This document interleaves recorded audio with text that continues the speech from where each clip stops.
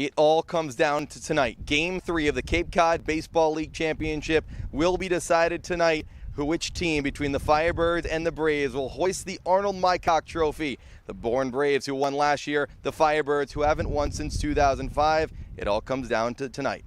Ian Nicholas, Dylan Pescatore here on the Birds Broadcast Network. Ian, what a game it was last night. 4-3 win for Orleans back at Eldredge Park in Bourne, and a crazy finish at that in the 9th. But you got to go back to the first 6 innings. Ivan Romero, the starter for Orleans, his best start of the season on the biggest stage. It didn't get off to its best start, right? Ivan threw 46 pitches in the first 2 innings. Over the final 4, he threw 53. He was Mr. Efficiency, and he was Mr. Confident, Mr. Dominant, whatever you want to call him. He was Mr. Really God dang good because he saved his best for last. 3 straight starts to end the year for Ivan Romero, where he pitched at least 6 innings. Got off to a bit of a rocky start as Bourne put one on the board at the end of the first, but after that he was lights out. He wasn't striking out a ton of guys, but he got back to the pitcher that we really expected him to be. Get a lot of weak contact, whether it was the fastball, which he showed time and time again in a critical at-bat in the middle of the game against Jonathan Vastine, which lasted 10 pitches and ended in the Vanderbilt Commodore flying out to center field, or it was that slider, which he used to finish off Vastine and finish off a lot of batters last night. Ultimately, Ivan proved that he can be a little bit more than just a reliever for the University of San Diego. He's now gotten it done in 2 terrific seasons here on the Cape, last year with Yarmouth Dennis, this year with Orleans, and if it weren't for him, the guy who ended Orleans' season last year with the Red Sox saves their season on the road against Bourne. He did. They extended it to tonight. Game 3 tonight between the Bourne Braves and the Orleans Firebirds. Last night on offense, it was all about Fenwick Trimble and Joe Oyama, the top 2 batters at the Orleans order. How can they bring a little bit more tonight, and maybe some other names you're looking at? Wow, it's going to be tough for Joe Oyama to top what he did last night, right? He had 3 hits in the entirety of the playoff headed into yesterday. He matched that total, all 3 of his knocks, extra base hits, 2 doubles, and the game-winning run, a solo shot in the 7th inning. Orleans wins 4-3 thanks to that. Oyama was the sensational player that we had seen throughout the entirety of the regular season. And then Fenwick Trimble was great for the second night in a row. 3 hits in each of the last 2 games, and Trimble set the tone with an RBI single in the first inning and also was really good defensively in right field too. If I'm looking at anybody in particular in the back half of the order, it's going to be kind of difficult. I'd like to see Justin Rubin continue to do what he's been doing. I'd like to see Henry Hunter. He had a hit in Game 2 against Bourne, rather Game 1 against Bourne. He didn't play yesterday. I'd like one of those 2 guys to do a little something in the back half of the order, but if you continue to get what you're getting out of Trimble and Oyama, good things are going to happen for the rest of your lineup. We'll now go to Sammy Miller, who has a storybook on every single game on the Firebirds season from Game 1 to now upwards of Game 50. Sammy? The scriptwriters definitely had a fun time writing the story of the Orleans Firebirds this summer. So sit back, relax, and let me tell you the story of how the Birds got to the biggest moment of the summer, Game 3 of the championships. It all started on June 10th, opening day, where the Firebirds got the first win of the season against the Hyannis Harbor Hawks. And it was a little bit of foreshadowing as well, showing that they would be beasts on the road and beasts against West opponents. Now, it wasn't all that sweet in the beginning. They started out their season going 2-6, and honestly, at that point, the playoff chances were looking bleak. The offense was pretty cold. The pitching was so-so, but then the College World Series and regionals wrapped up, and the Firebirds got some pretty big arms in the pitching staff and also some big bats in the lineup. And then it was all about the trip to Falmouth, which really shifted the narrative. They ended up winning 3 straight after beating the Commodores in a huge victory at Go Fuller Field. Now let's get to the point of the story when it was a lot of ups and downs. The Firebirds would go on to win a game and then lose the very next game. This was the roller coaster of emotions, but the thing about the Firebirds is a lot of them stayed here in Orleans. Instead of leaving and going off and doing separate things, they trusted the process and they trusted that Kelly Nicholson was going to bring them success, and that's exactly what happened. Now I'll take you to the chapter where it was a little bit of nail-biting times. This is towards the end of the regular season when it was the Firebirds and the YD Red Sox competing for seeds 1 and 2 in the Eastern Division. Now the Firebirds would end up losing the final regular season game of the year against Chatham, and the YD Red Sox would claim that #1 seed heading into playoffs, but the Firebirds got the more important title, the Eastern Division champions, because of not only the sweep 1 against the Harwich Mariners, but sweep 2 against the YD Red Sox. Now it takes us to this point right here, right now. It's the championship series. It's the Firebirds against the defending champs, the Bourne Braves. Game 1, it was a heartbreaking loss right here at Eldredge Park. But after the game, Kelly Nicholson said, "Hey, you guys said you wanted to win at home. Now you could have a chance to win at home. That's exactly what happened, because game 2, their backs were against the wall and they came out on top.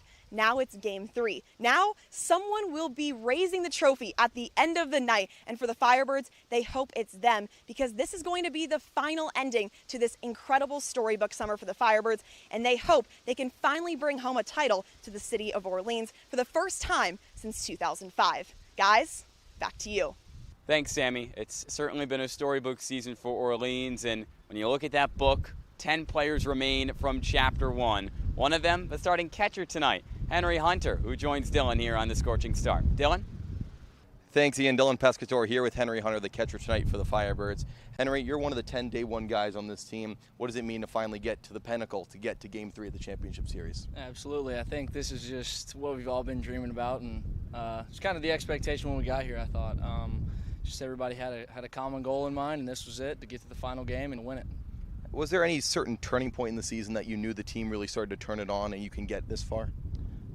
I just thought from the beginning it was just a special group of guys. We just got along. We clicked right from the very beginning. We had a tough start, but I thought just even from that standpoint, it was just more of like, I'm glad we've been tested. You know, we've been tested, we've been through the waters, and now it's time to go. And since then, we've turned it on and been a different team. So. Time to go it is. This team has been great ever since mid-July. Haven't lost 2 in a row since, and now Game 3 against Bourne. Last night, a crazy one, all the way down to the final strike. You were watching from the dugout. How were you feeling there? Never a doubt. Never a doubt with Mattson. So he does a really good job for us, and Jonathan Gonzalez gave us a great outing out of the bullpen, and Iron he did his thing out of the gates. So there was never really a doubt. We got a strong staff out of the bullpen, so it's a great team effort. It's your turn to start tonight here in Game 3. What is your approach with Evan Truitt on the mound, trying to get through 9 innings, and of course a fully rested bullpen as well? Yeah, absolutely. I think that's the biggest thing. You hit it right on the head right there with the fully rested bullpen.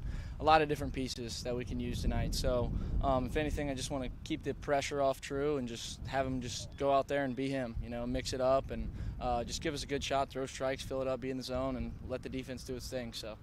And I'll finish it off with this, Henry. You got 9 innings to play. Game 3 here against Bourne. What has to go right for the Firebirds? I just think we got to just play good defense, you know, have good at-bats, just play 9 complete innings as a team. And when you do that, give yourself a shot, and in Game 3, anything can happen, so we're excited. Anything can happen. Game 3 coming up next between the Birds and the Braves. Thanks, Dylan. As I said right before you talked to Henry, one of the 10 original Firebirds who was with the team in early June from the first practice, now here for the 3rd game of the championship series. Win or go home. Win the trophy or come away empty-handed. The stakes couldn't be higher between the Orleans Firebirds and the Bourne Braves. It's going to be a packed house from Eldredge Park. But if you can't be here, thanks so much for tuning in for the final scorching start of the season. We really appreciate it. First pitch between Bourne and Orleans in just a few here on the Birds Broadcast Network. Number 24, Eddie Micheletti Jr. Batting 6th, the center fielder from the University of Louisville, number 14, Eddie King Jr. Batting 7th, the 3rd baseman from UNC Charlotte, number 8, Brandon Stallman. The 2 most exciting words in sports are Game 7. Tonight, for the first time since 2017, the Cape Cod Baseball League has its version of a Game 7. The Orleans Firebirds are a win away from dethroning the defending CCBL champion Bourne Braves right here on an 80-degree night from Eldredge Park in Orleans, Massachusetts. We'll bring it behind home plate where we've been all summer long. Ian Nicholas, Dylan Pescatore on the call, and Dylan, tonight is the night, hopefully, for another great baseball game. Bourne took Game 1 here from Eldredge, but Orleans a thrilling 4-3 win last night from Doran Park. In 6 games, these teams have played against each other this season. Every single game has been decided by 2 runs or less, and tonight will be no different, most likely. Every single game is close, like you said, Ian. Pitching has 1 out, and that's what's going to happen tonight. Pitching is going to be the key to this game. It's going to be the key to this game, a game that starts in just a few moments. We'll head to the national anthem and be right back on the Birds Broadcast Network. Oklahoma. Jen will be singing in November and December at the Academy in Let's Duet, Broadway Cabaret Show, and as the fairy godmother in Cinderella. She is a certified voice teacher and will be teaching at the Academy in the fall. Oh, say, can you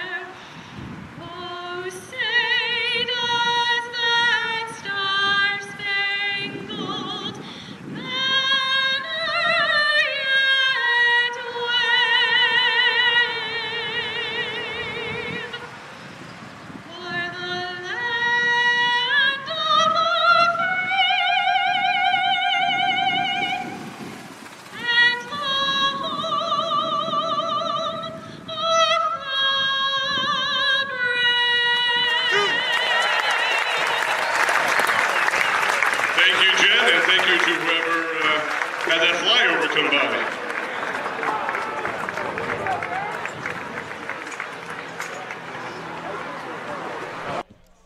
Game 3 of a CCBL championship starts now on a perfect 80-degree night from Eldredge Park. The Orleans Firebirds and Bourne Braves, one team will walk away a winner of the Cape Cod Baseball League in its 100th season. And Dylan, somebody who has gotten Orleans to this point, he was here when this team had its first practice in early June, and now he makes his 10th start of his summer. It's the rising junior from Charleston Southern on the mound, Evan Truitt.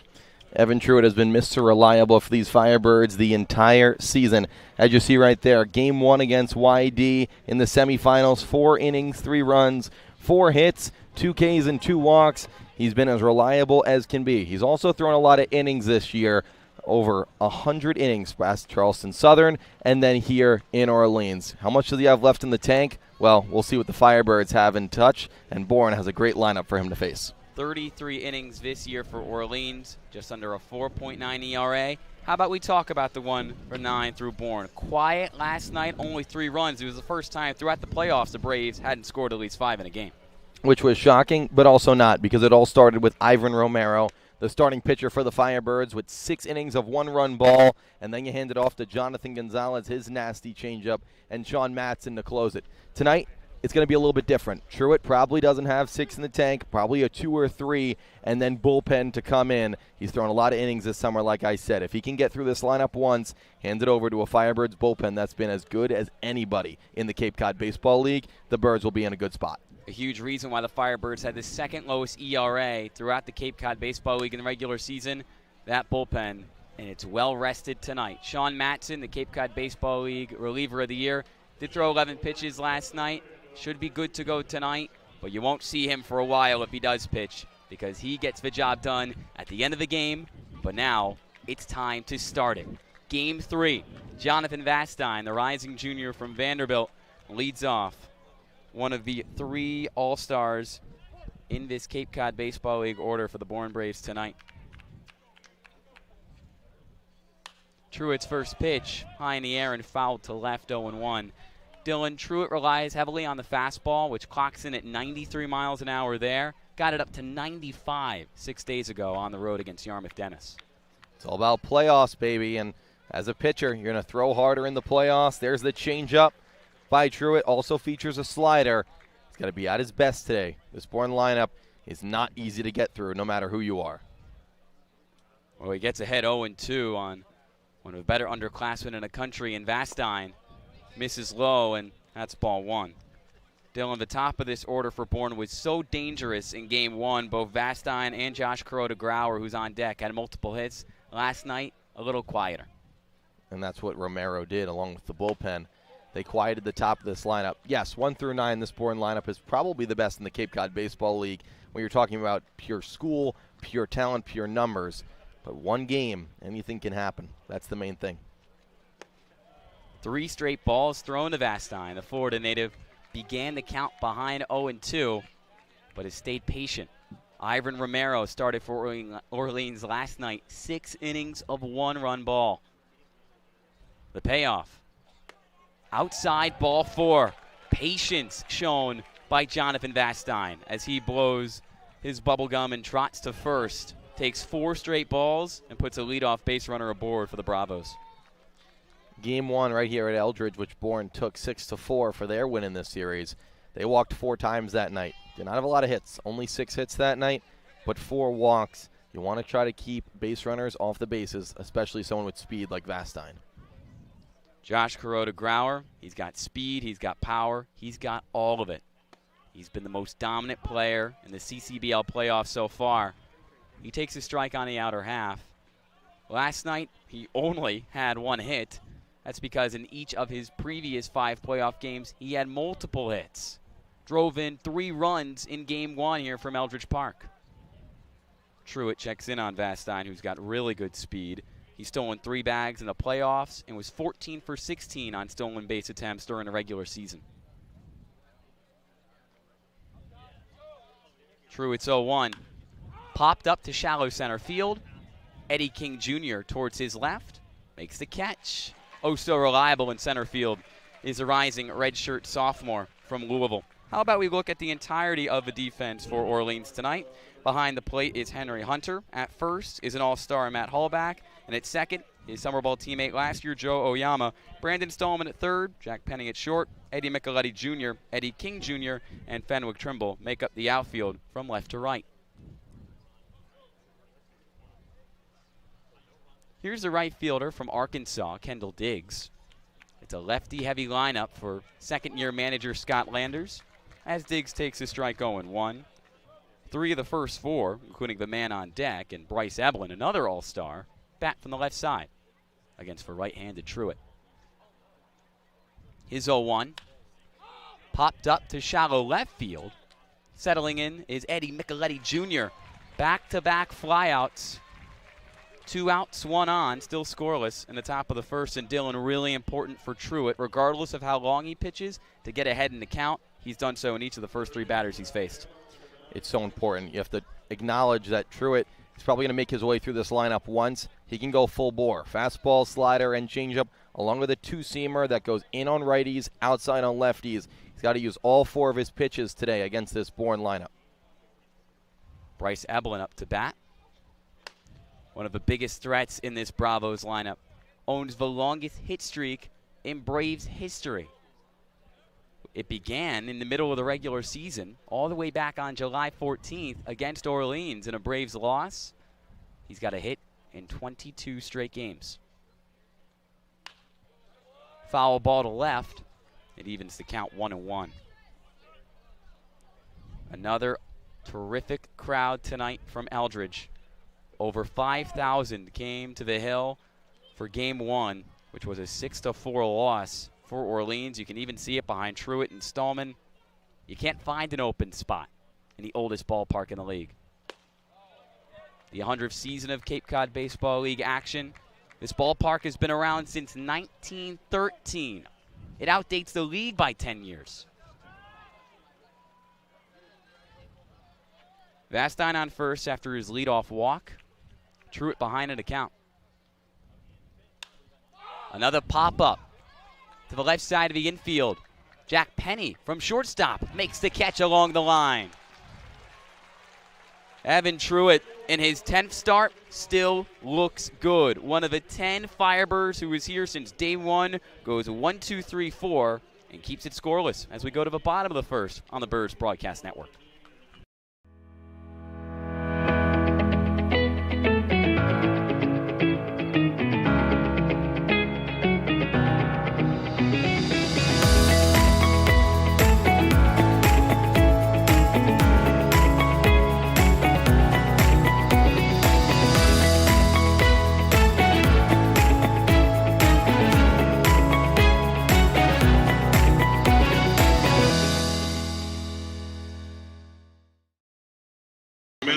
It is, do not cross Route 28 for foul balls. I know that people have already been doing it. This is a busy state highway. It's private property on the other side of the road, and the drivers are... Back on the Birds Broadcast Network for Game 3 of the CCBL Championship. Scoreless after the top of the first, now in the bottom of the frame. And Dylan, a difficult spot for URI's Tristan Levesque to be in. He makes his first summer ball start this summer in the biggest game of the year. I couldn't imagine being in his shoes. Someone that got to the Cape just over 2 weeks ago, and now he's pitching in Bourne's biggest game. Again, we've talked about it. He's not one who's going to give a lot of length to this Bourne team, but he has to get through this order once. Scott Landers and the Bourne coaching staff is not expecting for 6 or 7 out of Levesque, but they're expecting for one time through the order, and Orleans has done very well against lefties, just like yesterday against Henry Weicker. Levesque making his second postseason appearance in his 4th total for the Firebirds, was a starter during his junior season with Rhode Island. And who's the 1 through 9 that he faces? 1 through 9, not a lot of changes.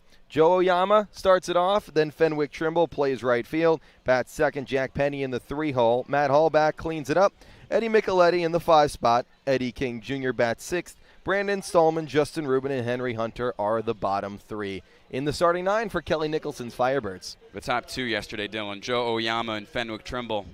Unbelievable. 3 hits by Trimble, 3 hits by Oyama. They got the offense started early, and now after you put a 0 up on the board, Now it's time to start to get the offense going early again. The first 2 series for the Firebirds in terms of the playoffs, it was a lot of late offense. 7th inning, 8th inning, 9th inning. If they can get going early today, get the crowd on their side, get the crowd going, that would be huge. The crowd certainly ready to see one of their favorites, Joe Oyama, the rising senior from UC Irvine, do his thing. Chose the perfect time to get hot in the postseason last night at Bourne. Had 3 hits in yesterday's game. In his previous 5 playoff games, he had 3 hits combined. All of his knocks last night were for extra bases. Levesque misses upstairs 1-0. His biggest hit of last night, a solo shot to lead off a 7th inning, which ended up being the winning run in a 4-3 victory. Levesque misses low and away and falls behind even farther 2-0. The 5'10", 200-pound left-handed hurler going into his senior year at Rhode Island. Fouled away. Originally from East Lyme, Connecticut, in the southeastern part of the state, about 50 minutes away from Kingston, where he plays his college ball with the Rams. His first year with Bourne, not his first year playing summer ball. Stayed at home with the Mystic Schooners of the NECBL in 2021, but did not pitch last summer. Behind an account 3-1 to Oyama, who was an all-star starter in the middle of July. It was top 5 in the league in batting average. Shot to right field, backing up, looking up, and seeing it go by. Joe Oyama, the leadoff home run to get things going in Game 3 of the CCBL Championship.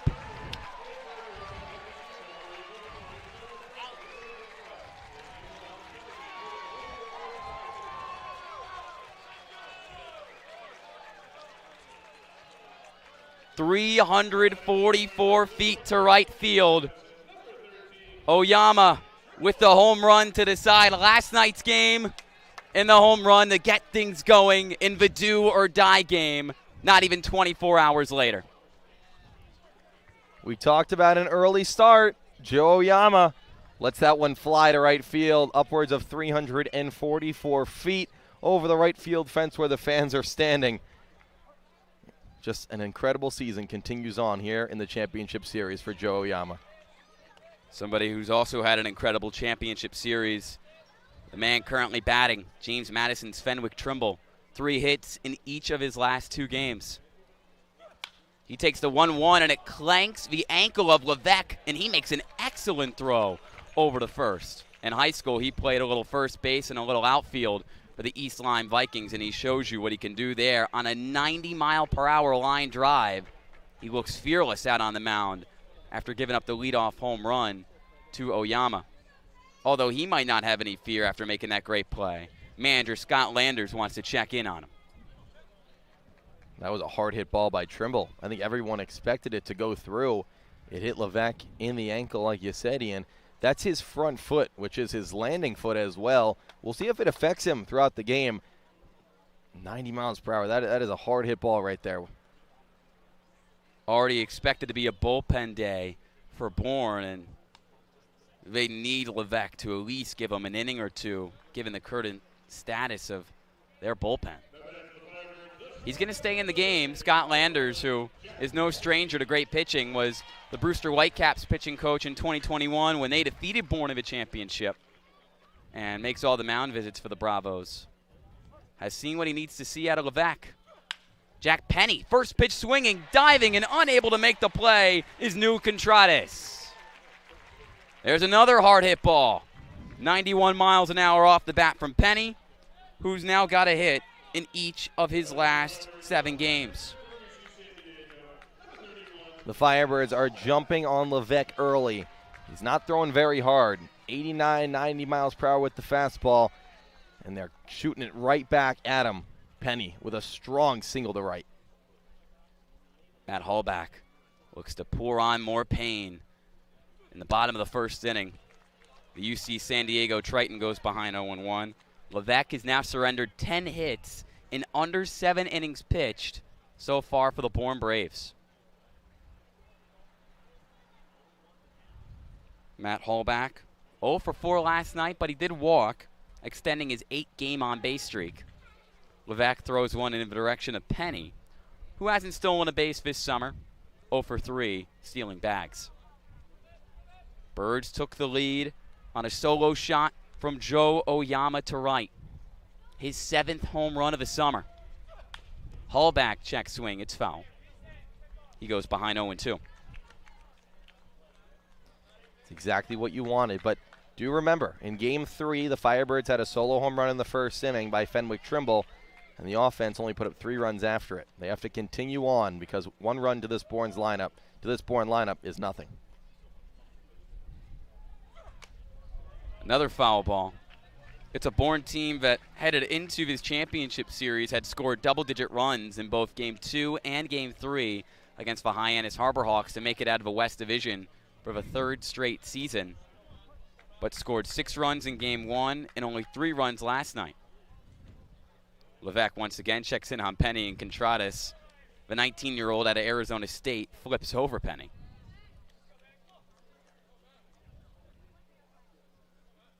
Levesque's 0-2.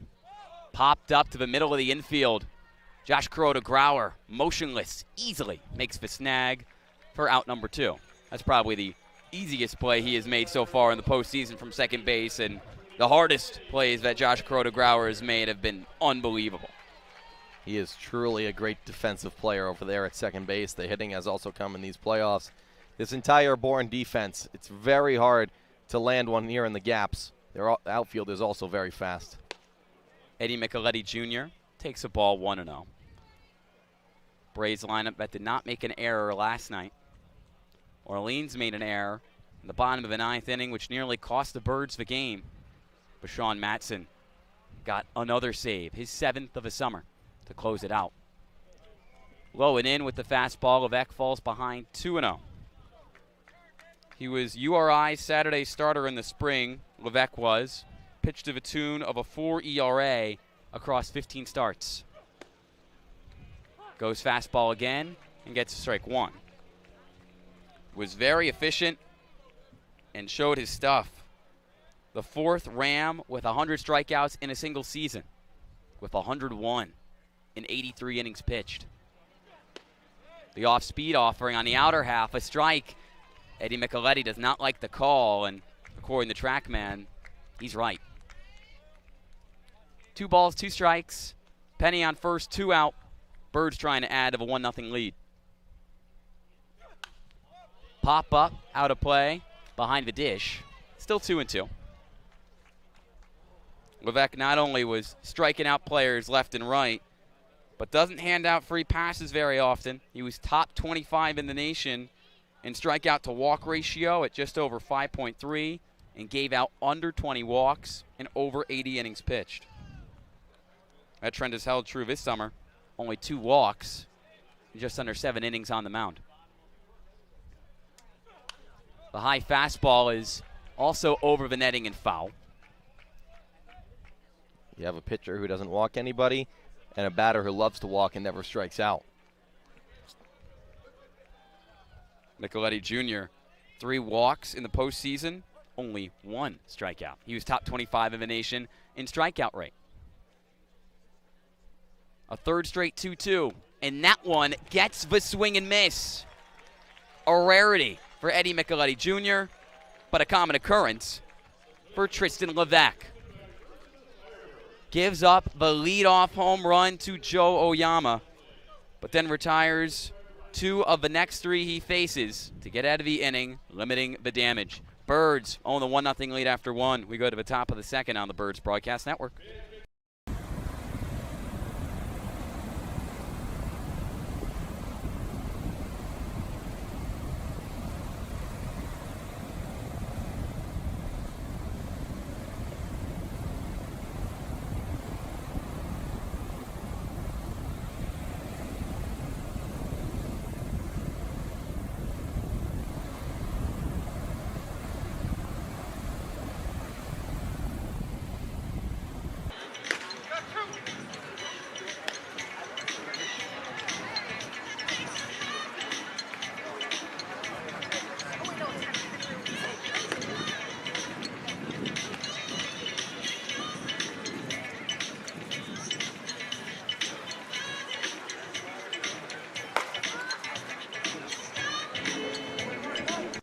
Back on the Birds Broadcast Network in the top of the second.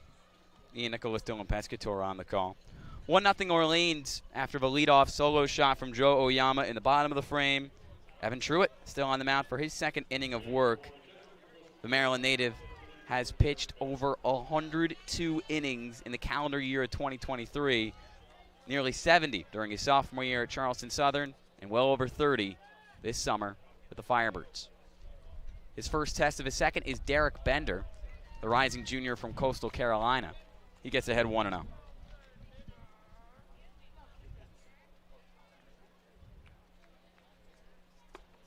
Breaking ball for a strike, 1-1. Truitt walked the first batter he faced, Jonathan Vastine, to start last inning, but then retired the next three, getting weak contact consistently. Gets it again here. Chopper to Brandon Stallman at third, and a strong throw to first for the first out of the second inning. Brandon Stallman also made an incredible throw in the bottom of the ninth inning last night to retire New Contreras and help Orleans escape Game 2 with a win. That throw is not easy. He was deep in the hole at third base. Contreras has good speed. Stallman's throw had to be in the money, and it was to clinch that win, clinch Game 2, and send us to tonight. Playing in the grass now is Stallman, as Garrett Michelle sends a rocket foul to right. And the rising sophomore from Virginia Tech goes behind 0-1.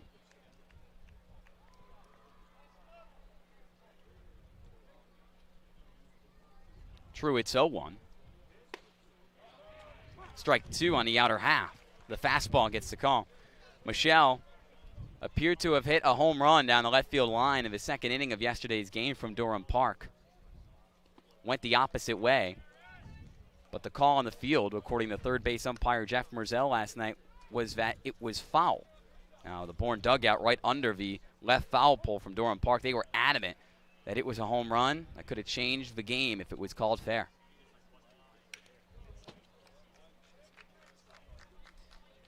We were sitting right down the first base line last night in Bourne at Durham Park, and you can see it from both angles. Micheletti was pointing foul. Everyone else wearing Bourne apparel was pointing fair. And probably the funniest part about that is Garrett Michelle just finished up his freshman year at Virginia Tech. Eddie Micheletti Jr. is transferring to Virginia Tech after 3 years at George Washington. Teammate on teammate crime. Missing on the inside corner is Truitt. Got ahead in the count to start, but now full. Garrett Michelle didn't hit the home run last night, but he does have 3 home runs in the playoffs, the most on Bourne. Pops his pitch over the backstop, and the count stays full. I'll tell you something even better, Ian. Not only will they be teammates in the fall at Virginia Tech, they'll be roommates. Look at that. They might not like each other a lot right now, but Blacksburg, they'll become very close there. Good take. And another walk for Bourne. The second in as many innings for the Bravos. I love chewing that bubble gum. Jonathan Vastine, Garrett Michelle. Works for him there.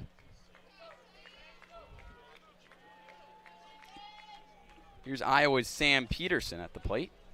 The left fielder who showcased his range last night was lunging for fly ball after fly ball. An elite athlete from the Hawkeyes. Takes a strike on the outer half, 0-1. Peterson, so fun to watch, a lot of speed, and also has some pop too. A ground rule double in that ninth inning. Big hit in that rally. 1-1. The fact that the ball bounced in fair play and then out of it for the ground rule double in right field changed the outcome of the game. Derek Bender was on his way home to score the tying run, but because it was a ground rule double, he could only go from first to third.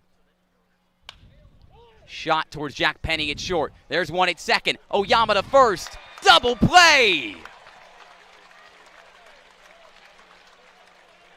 6-4-3 from 3 straight All-Stars in the infield. Penny to Oyama to Hallback, helping Evan Truitt get out of his second inning unscathed. Bourne still down 1-0 as we go to the bottom of the second on the Birds Broadcast Network. What Cape Home design will you dream up? For over 16 years, Cape Dreams Building and Design has specialized in building custom homes for clients across Cape Cod. Our core values of honesty, integrity, and quality work are what separates us from other Cape builders and help us make your dreams of your next new home a reality. From new construction to additions and renovations, contact Cape Dreams today or visit our website at capedreamsbd.com. And Restaurant and Pub is proud to be a sponsor of the Cape Cod Baseball League. Visit your local 99 and try their famous colossal lobster rolls, piled high on grilled brioche and served hot buttered or with just the right amount of mayo and celery with fries and coleslaw. The 99, always the real deal. Back on the Birds Broadcast Network, in the bottom of the second, Orleans playing for its first Cape Cod Baseball League championship win since 2005. Dylan, that was also against the Bourne Braves, and what a scene it was right here from Eldredge Park 18 years later. Orleans trying to repeat history and have a celebration like that. Ian, I don't see a difference. The only thing I see is maybe a camera quality difference, but that's it. What a crowd that was back in 2005, and we're looking to recreate a memory like that again today, the Firebirds are. Have to give a shout out to Orleans Firebirds team photographer Raj Daz for those photos. He's the best. Eddie King Jr. leads off for the Firebirds here in the second inning. 6, 7, and 8 due up for Orleans to face URI's Tristan Levesque, whose fastball lands on the outer half for a called strike, 0-1. The Firebirds have won 2 championships in the 21st century, as Eddie King Jr. puts one to left, down for a hit.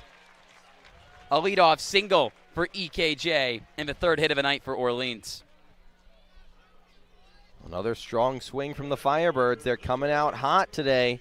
Their third hit on the day, like you said, Ian, and that was another hard hit ball. King kicks the slider inside, pulls it to left, and another base runner, and this time with a lot of speed.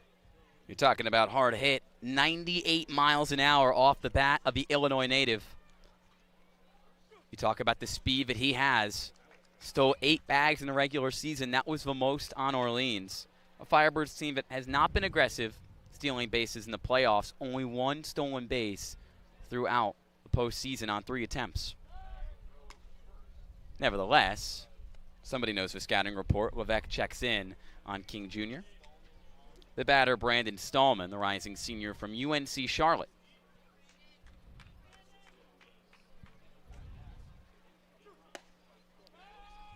Throw over to first, not in time, from Derek Bender behind the plate.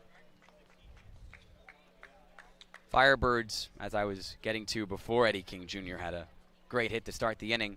Last 2 championship wins have both been against the Braves. In 2003, under Carmen Carcone as the manager. In 2005, Kelly Nicholson's first year at the helm. Swing and a miss. Nicholson got the Firebirds back to the title series in 2013, where they fell in 2 games to the Katuitt Kettleers. The Birds hadn't been back since, until now.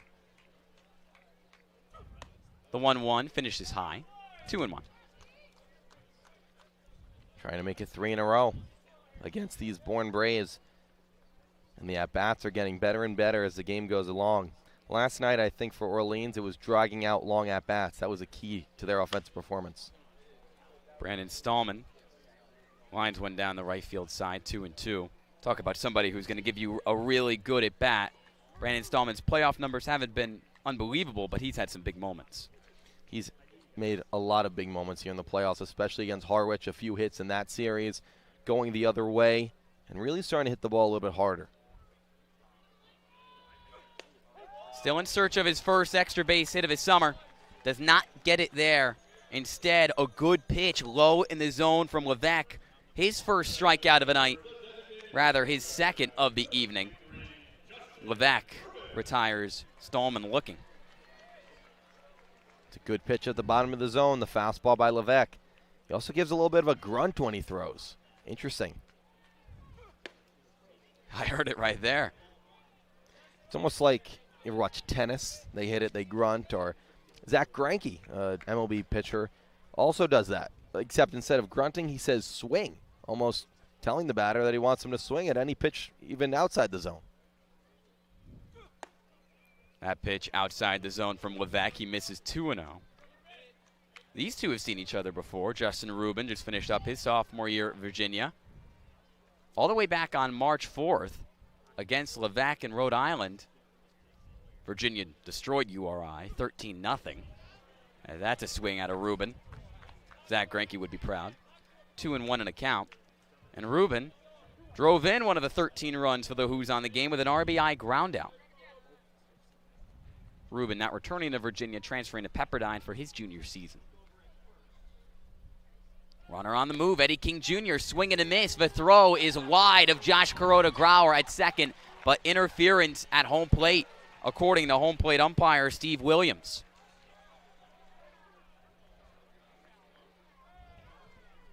Bender and Rubin appeared to collide as the catcher attempted to throw out Eddie King Jr. And because of that, King is headed back to first base. Justin Rubin strikes out.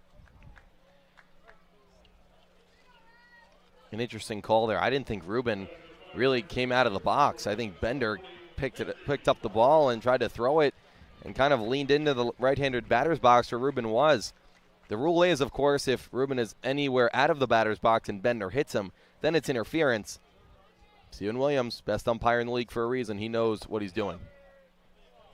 You mentioned it. Williams was named the Cape Cod Baseball League's Umpire of the Year, not this season, but in 2017.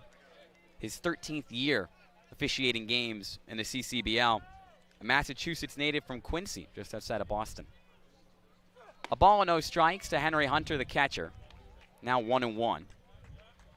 Back-to-back strikeouts for Levesque after he retires Rubin. 3 of the last 4 batters he's faced have gone down via the K.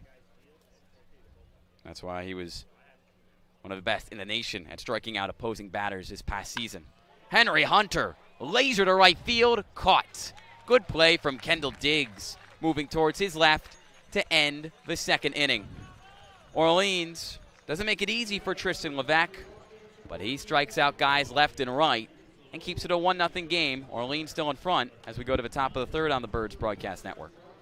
This is your world, your job, your crew, your CAT compact equipment. And this is the support from your local CAT dealer. This is helping you meet your deadlines, your bottom line, your offers, your savings. This is getting you your parts and everything you need on time, easier than ever.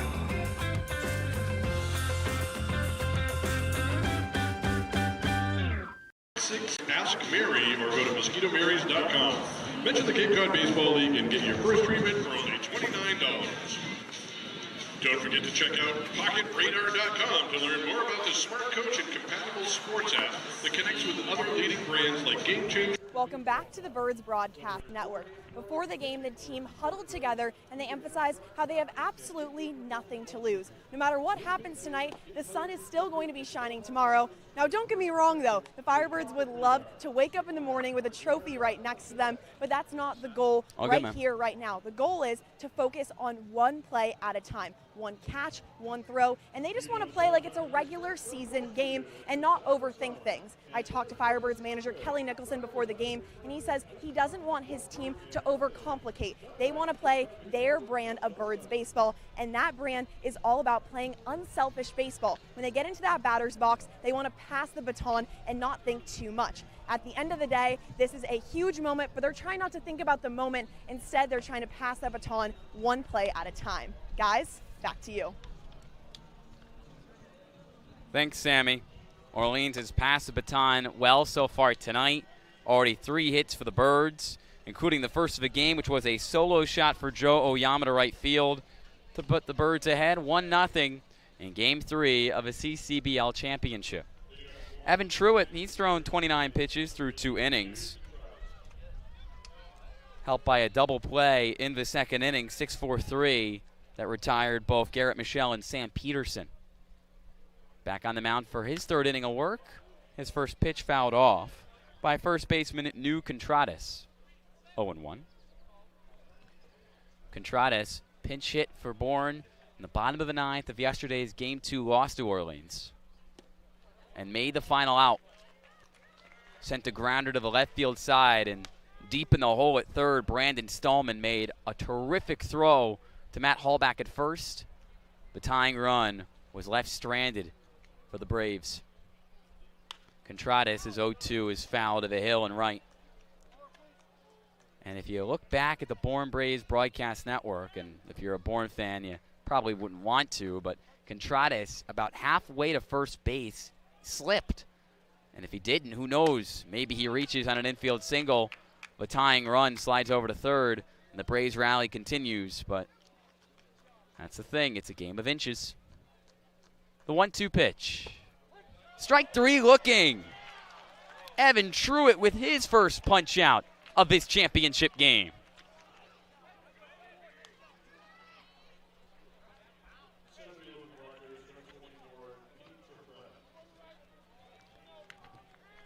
The Braves now send up the bottom man in the order. The center fielder, Pete Ciofreda, did not play in Game 2 after starting Game 1 in center field here from Eldredge. Began his collegiate career at Lafayette College in Pennsylvania, transferring to Rutgers this next season. If you were at yesterday's game, you would have heard Ciofreda on the mic. He's not a broadcaster. He's a singer. Sang the national anthem for the Eldredge Park faithful, and I know I'm not really a judge of talent, but he knocked it out of the park. Miss on the outer half, and Truitt goes behind 3-0. Gets the fastball back up to 95 miles an hour, which is his top velocity of the summer, but misses. That time the fastball in at 93 on the lower third for a strike. Ciofreda trying to work the second walk of the game against Truitt. Chops one over his head and through the middle of the infield. It bounces for a base hit. First hit of the night for Bourne. It's the bottom man in the order who gets it done. Back to the top of the order with Vanderbilt's Jonathan Vastine. Walked in the first inning before Evan Truitt retired the next three batters. A well-rested Firebirds bullpen, but Truitt, who pitched 4 innings in Game 1 against YD in the East Division Championship, can give you length. The only concern with him is, how is his arm feeling? As he's pitched over 100 innings in the calendar year of 2023.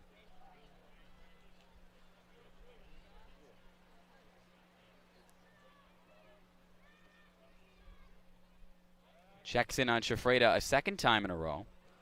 This Braves lineup, it has terrific speed, 1 through 9.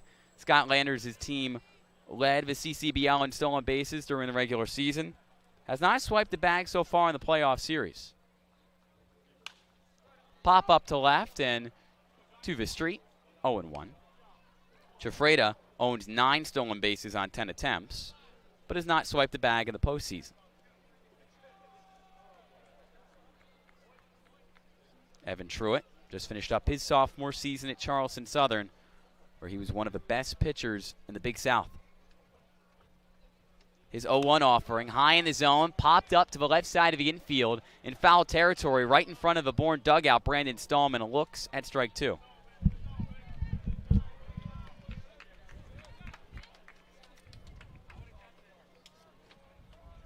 Truitt, a 4.6 ERA in the spring.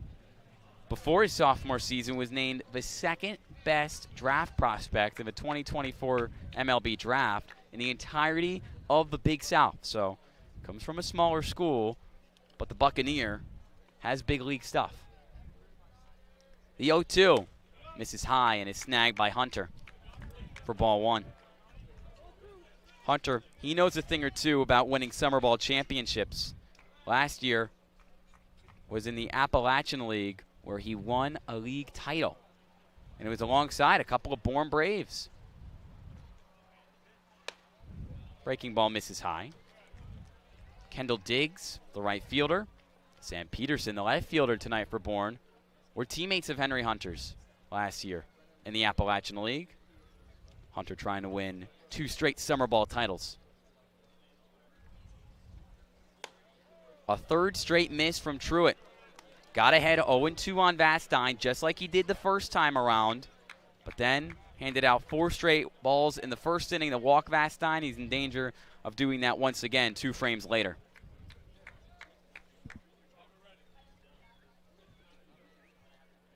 The full count pitch. fouled away as Chifreda was on the move.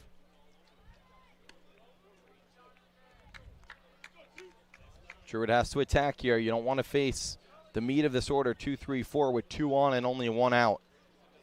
Cannot issue another walk here.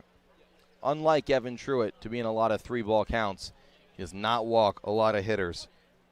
This summer, only 8 walks in 29 innings. Another foul ball to left. Jonathan Vastine. He has had some fantastic at-bats in this series. Had a 10-pitch at-bat last night with Ivan Romero, Orleans' starter. A 7-pitch war so far between Vastine and Truitt, who's now thrown 45 pitches through 2 1/3. Checks in on Chifreda for the 3rd time. Truitt, one of the 10 Firebirds who has been here since day 1. Was in the opening day rotation. Breaking ball, up and away, ball 4. Another terrific at bat from Jonathan Vastine. Both times tonight, he started behind an account 0-2, but has then found a way to walk, and Truitt hands out his 3rd free pass of the night. That cues a conversation between him and Henry Hunter. Truitt has to attack here, but now you have to be a little bit careful. Of course, with Crota Grauer, how good he's been in these playoffs. Your defense has been great. Your defense is going to make the plays behind you.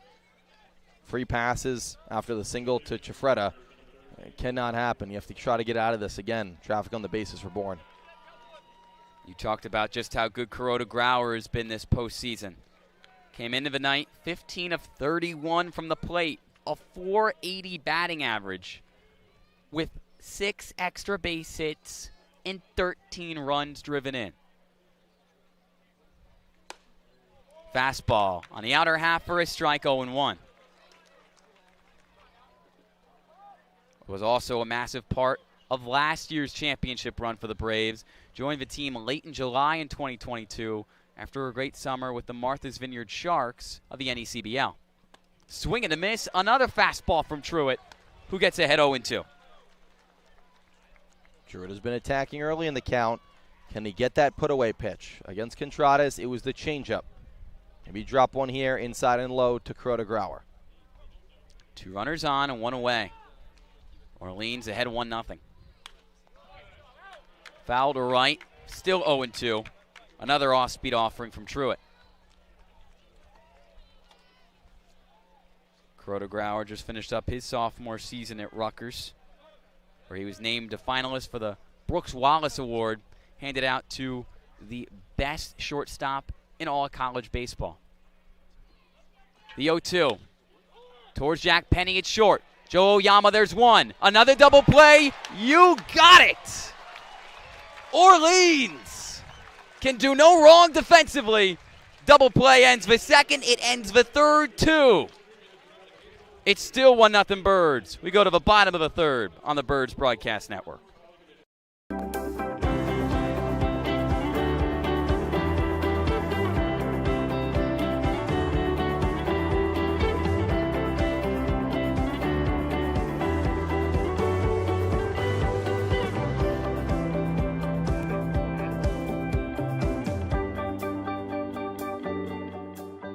At Curry, we'll meet you where you are and help you discover who you want to become. Keep doing it, you'll be asked to leave. Do not cross Route 28 for foul balls. This summer, our players are able to track and monitor their development thanks to our title sponsor of the 100-year anniversary, Baseball Cloud, whose data tells the whole story. Plus, Baseball Cloud gives fans like you the opportunity to access each player's stats and historical data. Baseball Cloud technology is... The Firebirds still lead 1-0. Thanks to that man right in the middle of your screen. Joe Oyama led this game off with his 2nd home run of the last 2 nights. And the Birds need the same Joe Oyama they've gotten over the last 24 hours if they want to win the championship here tonight, Dylan. They do, and they have to continue on pitching very well, playing defense very well. And we mentioned it, in 2 games in this championship series, I don't think I've seen better defense the entire regular season. The defense is locked in. Every single player is making star plays, and Joe Oyama is showing up when the lights are bright. And that's why the Firebirds are continuing to have success. The crowd roars for the native of Okinawa, Japan, who had unbelievable numbers during the regular season and was a finalist for the Cape Cod Baseball League's MVP award. Double plays have ended each of the last 2 half innings for Bourne offensively, from Jack Penning at short to Oyama at second to Matt Hall back at first. Orleans, meanwhile, has had 2 hits since Oyama's leadoff home run to start the first inning, but has not plated another run. Swing and a miss, 1-1. Bryce Eblin, the all-star third baseman from Alabama, playing in the grass at third. Oyama's very crafty with the bat.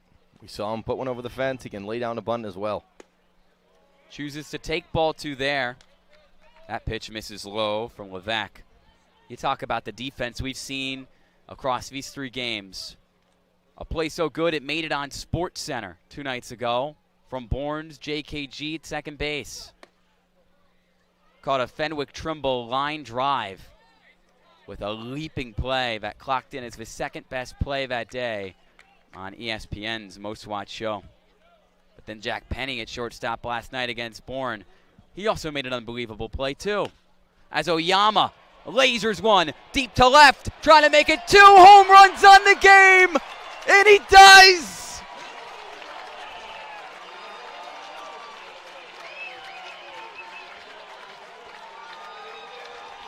It's Joe Oyama's world, and we're just living in it. 3 of his last 4 at-bats have ended in home runs, and it's 2-0 Orleans. They call it the Joe Show. Right now, we're watching every episode. He goes the other way this time, left center. Oh, Joe Oyama getting back to regular season form and then some here in the championship series. Led off the first inning with a 340-foot blast to right. That time around, he goes the other way, 340 feet to left center. He only had 3 hits in 5 playoff games going into last night. He has 4 hits in his last game and a half. Now 5, all of them for extra bases, and 2 of them for baggers. He's turning it on to another level. It's so funny because Orleans has really pounded lefties the entire season, and I asked a lot of lefties in this lineup as Trimble swings and misses. I asked Eddie McElhenney, Jack Penny, and Joe Oyama, would you rather face a righty or a lefty? A lot of lefties like to face righties, but they said there's no difference. Joe Oyama even said he likes to face lefties more. Clearly it's showing. Fenwick Trimble, a right-handed bat against the left-handed pitcher Levesque, has worked the count full. Talk about somebody who knows how to hit home runs. He's got 2 so far in the postseason.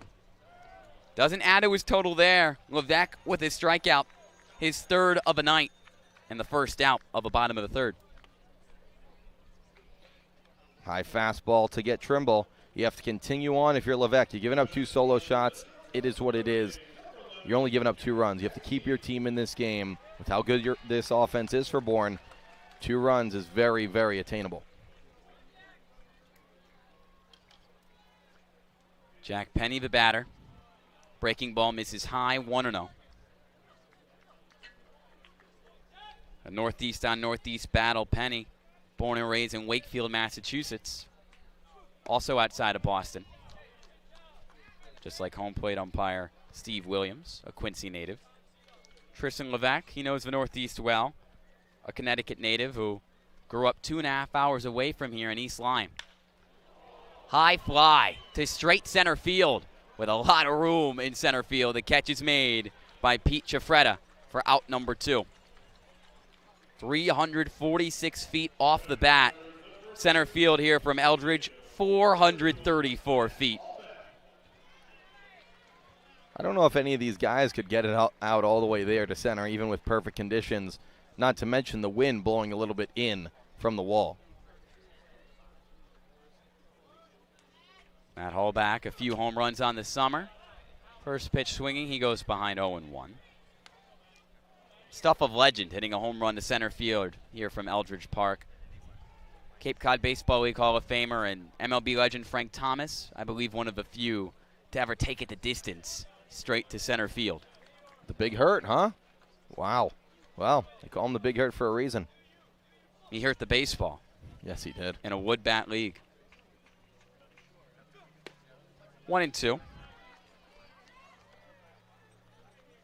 Levesque, one of the better baseball players in all of college this year from the Northeast. He was American Baseball Coach Association's second-team All-Northeast Region selection, thanks to the stuff he did as a weekend starter for URI in the spring. Ahead in account 1-2 here against Matt Hallback, and he'll retire Matt Hallback. Foul tip into the glove of Derek Bender. The fourth strikeout for the URI Ram through 3 innings. The only issue he's run into, Joe Oyama. 2 hits for Oyama, 2 home runs, 2 runs for the Birds. We go to the top of the 4th on the Birds Broadcast Network.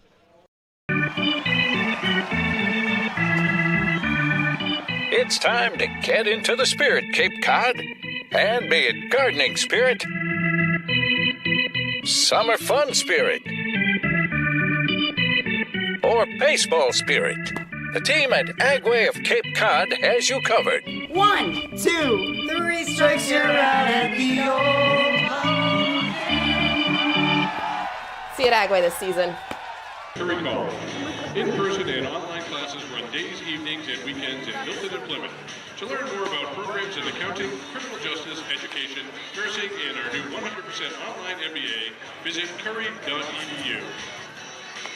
Take me out to the ball game, but first take me out on the beach with Red Jacket Resorts. The Red Jacket Resort Collection is the official hotel of the Cape Cod Baseball League. With 5 waterfront hotels in Yarmouth, Red Jacket Resorts are perfect for family fun and sun before each and every game. Go to your next Mid-Cape escape today at www.redjacketresorts.com.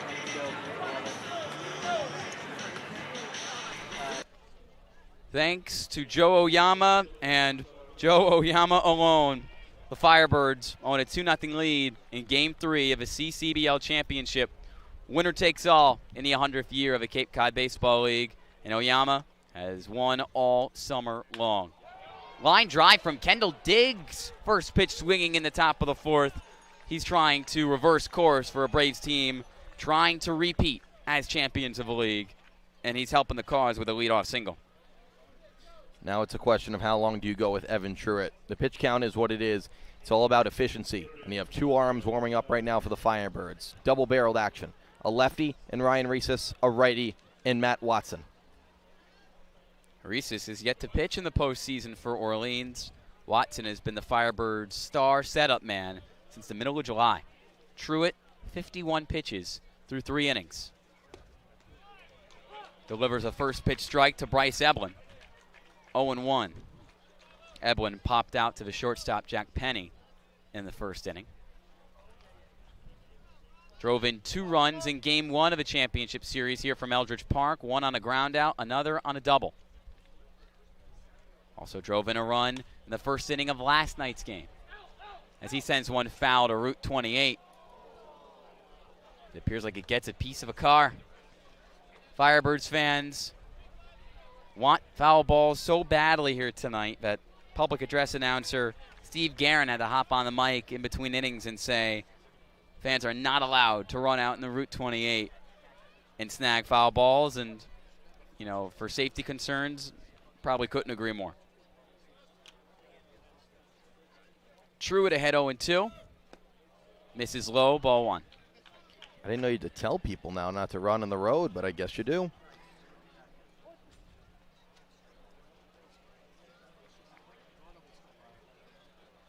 That's a valuable baseball. You never know which one of these players is going to be a future star at the major league level. Chop towards Hallback. It gets by him at first, and also Oyama sends it into foul territory in second, and that allows the runners to take an extra bag. Eblin to second, Diggs to third. The tying run in scoring position for Bourne. Back-to-back hits to start this fourth inning. An error is going to come in there on Joe Oyama because he made contact with that ball in shallow right field and he misplayed it. Both runners take an extra bag as a result. For the Firebirds now, it's not panic time. It's time to get an out. You need an out here in the fourth. Derek Bender. He is very difficult to get out, Dylan. He doesn't expand the strike zone, and he hits the ball really hard. For Truitt, keep the ball low. Try to get another one of the ground balls that he's been getting all night long. Ground balls have gotten Truitt out of each of the last 2 innings. Double plays. That's out of the equation here for the most part. Bender fouls one to left. 0-2. A lot of 0-2 from Truitt tonight. Continue on throwing your fastballs and strikes at the beginning of the count. Now it's about putting a strike away. Slider low, maybe a fastball high to Bender.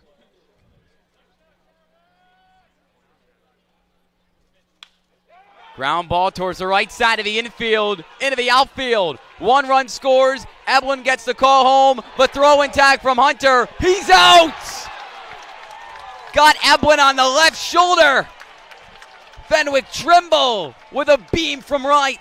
And Orleans keeps the lead, but Bourne cuts it in half. Derek Bender, an RBI single. Fenwick Trimble made sure it wasn't good for 2 RBI. Trimble's arm is getting stronger and stronger in right field. And good on Matt Hallback not to cut that ball off. Right to Henry Hunter. The tag on the shoulder of Eblin. That play will be huge. From second and third with nobody out, you only allow 1 with a runner on first. Garrett Michelle, the batter. As you mentioned, the tying run on first. Fenwick Trimble has been doing it all for Orleans in the championship series. Back-to-back games with 3 hits and great defense in right field. Ground ball right through the 4-3 hole once again, and the Braves aren't going to quit in the 4th inning. That's their 4th hit of the frame. 4 straight hits. Evan Truitt, only 1 out recorded, and it was thanks to Fenwick Trimble and right. Kelly Nicholson, the manager, having a conversation with pitching coach Jim Lawler, but neither of them have moved from their position in the dugout. Nicholson now hops up the steps and makes his way to the mound, presumably to end the night for the Charleston Southern Buccaneer after 3 1/3 on the mound. Nicholson calls for the bullpen. The tying run back in scoring position in the go-ahead run on first. Evan Truitt, what a summer. 10 starts, one of the 10 Firebirds who has been here since day 1. He leaves with a lead, but also 2 base runners aboard. You'll find out who the new pitcher is when we return on the Birds Broadcast Network. At Del Mar Vacations, we believe that every moment spent on Cape Cod is a memory waiting to happen. Book a stay with us. And when you're here, why not enjoy the excitement of a Cape Cod Baseball League game? Del Mar Vacations proudly partners with the Cape Cod Baseball League, where you can watch the future stars of tomorrow play today. Whether you're seeking a family getaway or an adventure-filled escape, Del Mar Vacations has the perfect home for you. Book your dream vacation today and discover the beauty of Cape Cod. Del Mar Vacations and the Cape Cod Baseball League, your ticket to an extraordinary getaway.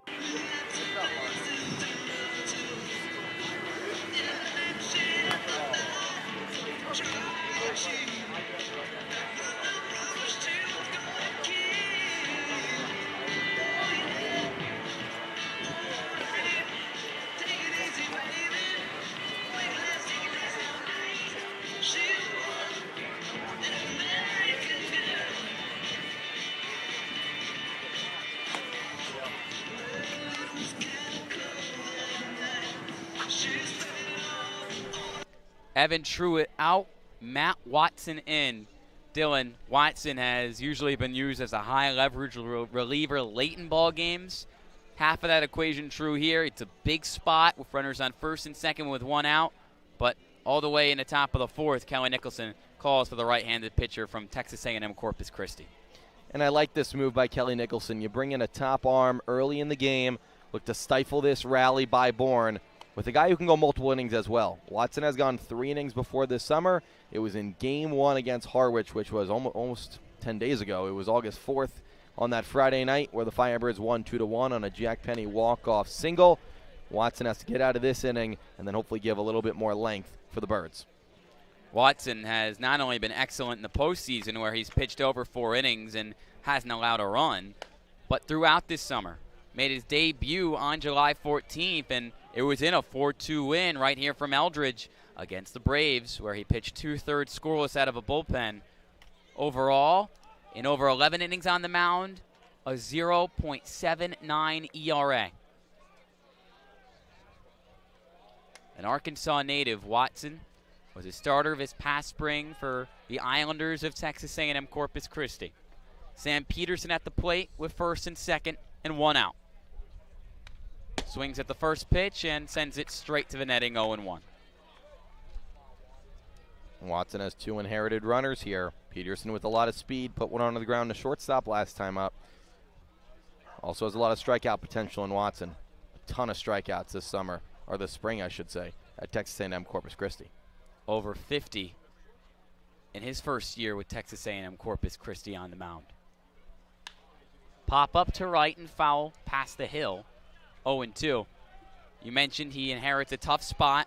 Evan Truitt, 3 innings, only giving up 1 run here in the 4th after 4 straight hits to start the frame from the middle of the order for Bourne. Derek Bender on second. He drove in a run with a single that scored Kendall Diggs and Garrett Michelle on first after another extra base hit, or rather just a single, to right field.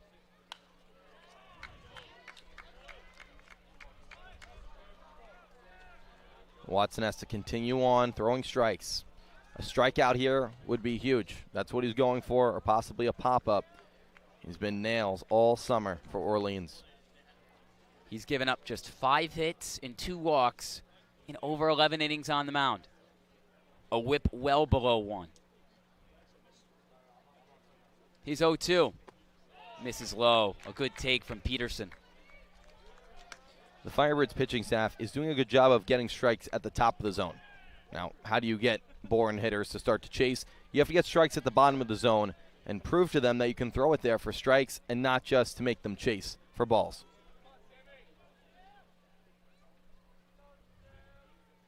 Watson's 1-2 is popped up to right. Matt Hallback racing towards the far side of the dugout. It's out of play.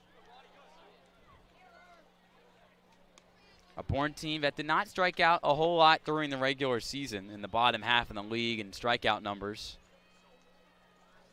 Evan Truitt got most of his outs via balls in play. Only 1 strikeout through 3 1/3.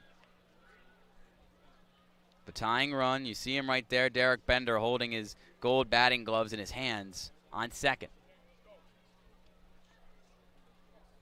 The 1-2. Swing and a miss. The throw over to third. It's in time. He's holding his gloves in his hands, but it doesn't help him there. Strike him out, throw him out. The Birds defense, unbelievable through 4 innings, and that's why they're still up by 1 as we go to the bottom of the 4th on the Birds Broadcast Network.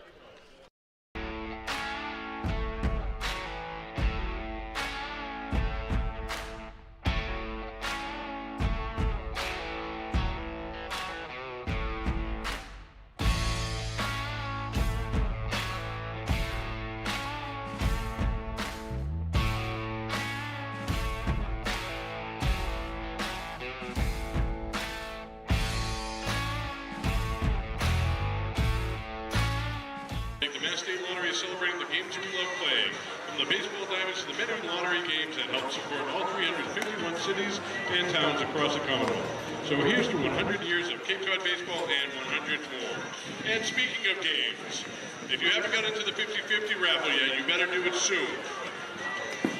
Crowd this big, we've got a lot of tickets sold. We need to wrap it up in the next couple innings here, so if you want to buy tickets, go to the home dugout. behind the home dugout, there's a table, or see Tom, Bonnie, or Lisa who are going around through the crowd, but it's hard to go through this crowd, so if you see them, call them over or go to them, even better. The Firebirds have got a couple runs across the board thanks to Joe Oyama. And Dylan, the bats haven't necessarily supported Joe in his quest to bring a championship back to Orleans just yet, but defensively, the last 3 innings, unbelievable stuff from the entirety of the group. From 2 double plays, both 6-4-3, Penny Oyama to haul back, and now to get Bender stealing third base. A confusing decision. It seemed like he went on his own as Michelle wasn't following him to second. He gets thrown out on a great throw by Henry Hunter. Bender caught stealing for the 3rd time this summer. Swiped 18 bags on 19 attempts in the regular season. Now 1 for 3 in the postseason. Eddie Micheletti Jr. leads off for the Birds and takes the ball 1-0. Tristan Levesque still on the mound for inning number 4.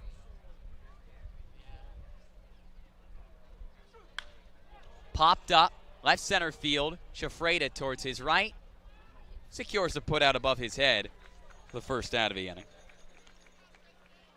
Micheletti seems a little bit jumpy right now. He sees a fastball and he wants to swing at it, and the high fastballs are getting him to pop it up. Strong line drive contact. That's what he's been doing all summer. Right there, just jumps at the high fastball. 4 Firebirds have been retired in a row since Joe Oyama's solo shot to lead off a 3rd inning and extend the lead to 2-0 at the time before Bourne clapped back in the bottom of the frame. Eddie King Jr., nobody on, a 1 out. Chops one to short. Jonathan Vastine gloves it with ease and tosses it to first for the out. That's now 5 in a row retired for the Birds. Ian, this reminds me of the game last night where the offense really kind of turned it on in the first few innings, and then the pitching took over in the middle innings before, of course, Bourne with a rally in the bottom of the 9th. Right now it's all about how much can they stretch out of Levesque, a Bourne bullpen that is very thin, to say the least. Brandon Stallman takes a strike high in the zone 0-1. The Connecticut native Levesque is about to throw his 60th pitch. Tossed over 80 innings in the spring. Spikes that pitch in the dirt. It gets a piece of home plate umpire Steve Williams, and Derek Bender checks in on him. I mean, you mentioned this Bourne team. They had to play 3 hard-fought games against the Hyannis Harbor Hawks and then come straight into a series against Orleans. This is their 6th straight day with a game, which in the Cape Cod Baseball League doesn't usually happen. It's usually 5, then an off day, 5, then an off day. Firebirds, meanwhile, have a bullpen that's well-rested, part and due to Mother Nature. Fly ball to left field. It's caught by Sam Peterson, drifting towards the left field line. And in order to continue to keep that Bourne bullpen rested, Tristan Levesque has to continue to do what he's done. He's retired 7 in a row. The only batter he has yet to retire, Joe Oyama, with 2 home runs in this game. Leadoff shots in the 1st and the 3rd inning. We'll send it down here behind home plate. Ian Nicholas, Dylan Pescatore on the call tonight. And Dylan, what a great scene and a great environment for Game 3 of the CCBL Championship. And so far, all the games these 2 teams have played have been so close, and tonight no different. No different because of how great the defense is, how great the pitching is, and really how great the offenses are as well. Everyone is playing at their best. You've seen the defense on display by the Firebirds with 2 double plays and a caught stealing.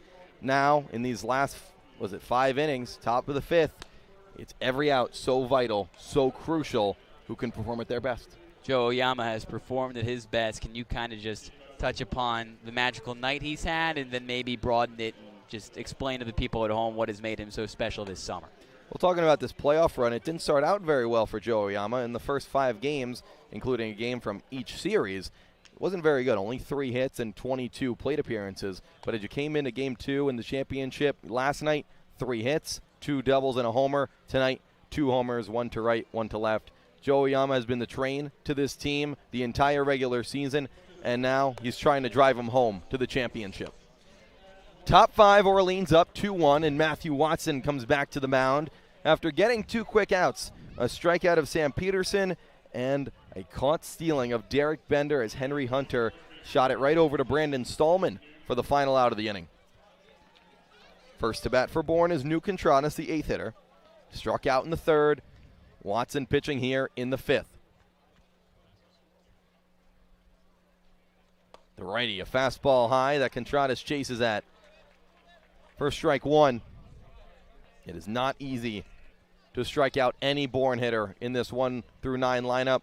Only 2 strikeouts for the Firebirds pitching staff so far tonight. On the ground to shortstop.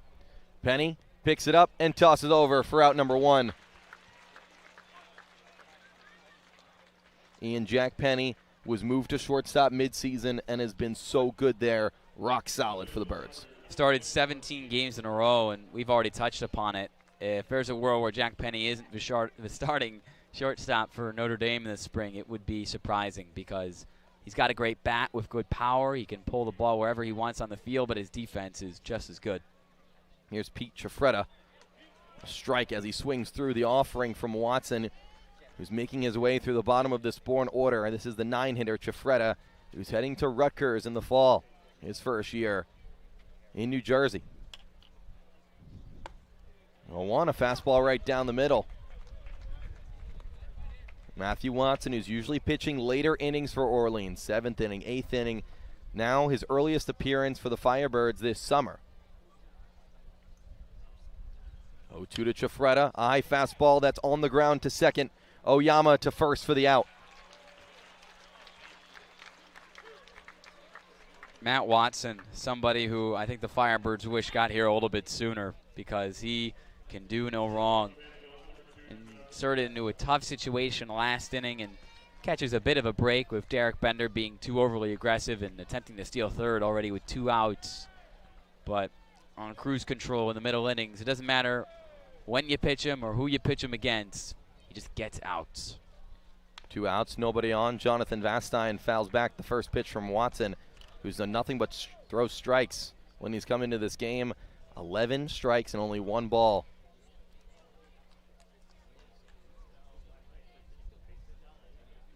He's gotten the first 2 batters of Bourne in the 5th. Now looking to get out Vastine. A ground ball. What a play by Hallback. The toss to Watson. The step on the bag. What a play. The Firebirds defense continues to come up big and gets the final out of the 5th. Hallback to Watson. And we'll head to the bottom of the frame. Orleans up 2-1.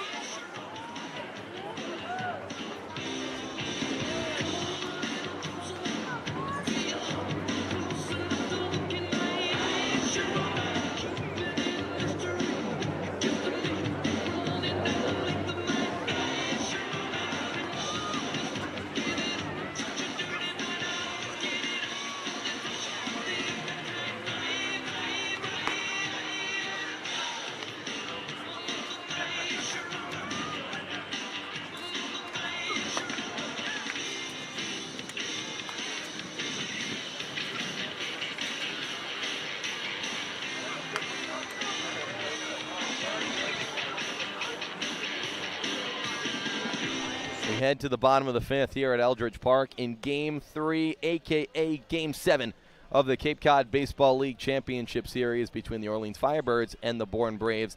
And the defense for Orleans so good so far. The offense has to start to pick it up. It's been Joe Oyama's show. 2 of Orleans' 4 hits have come off his bat, and 2 of them have been home runs. Give credit to Tristan Levesque making his first start of the CCBL campaign after a terrific junior season at Rhode Island. Was sitting on his couch in Connecticut for roughly 2 months before coming here and, as you mentioned, in a do-or-die game, doing everything he can. Justin Rubin, the first batter, takes a ball high. Rubin was called out on batter's interference back in the second inning as Eddie King looked to take second. It was ruled that he got in the way of the catcher, Derek Bender. Pitch fired in for a strike. You have Ruben in the 8 spot, Henry Hunter on deck in the 9 spot, and then Joe Oyama, the third batter, due up for the Firebirds in this inning. Ruben in the air to right, digs, tracks it near the line, and makes the catch for out number 1. It's been smooth sailing for Levesque. That is 7 straight Firebirds retired.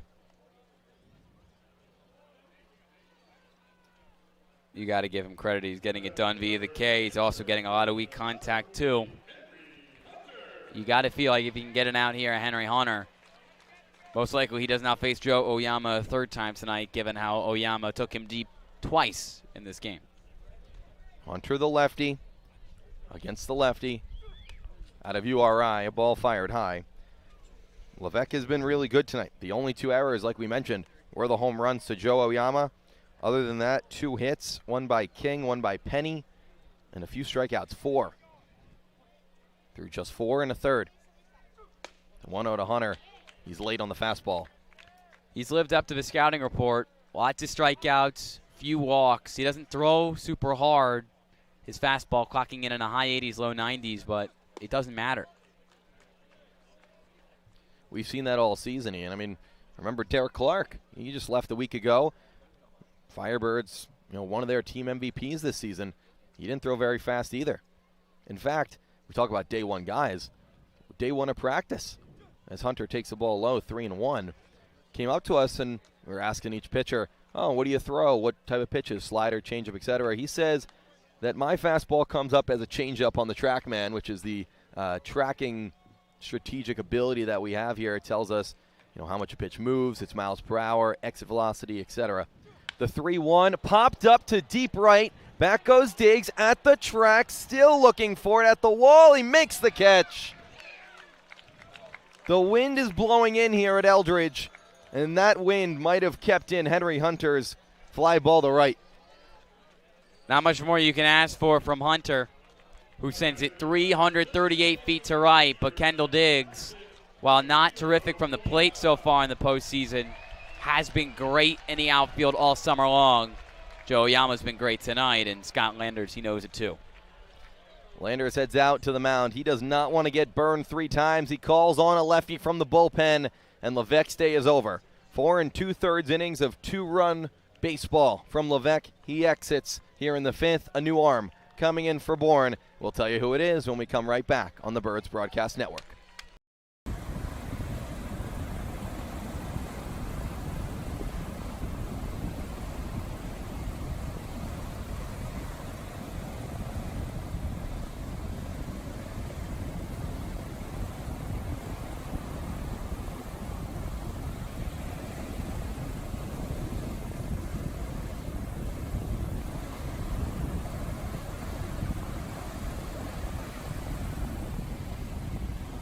Now pitching for Falmouth from Stetson University, number 17, Anthony DeFabio.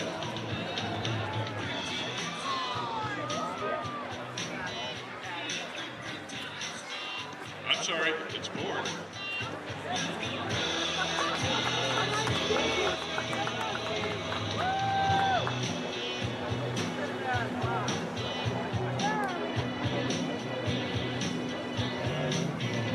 Kids, get out your green raffle tickets. This is for the autographed baseball.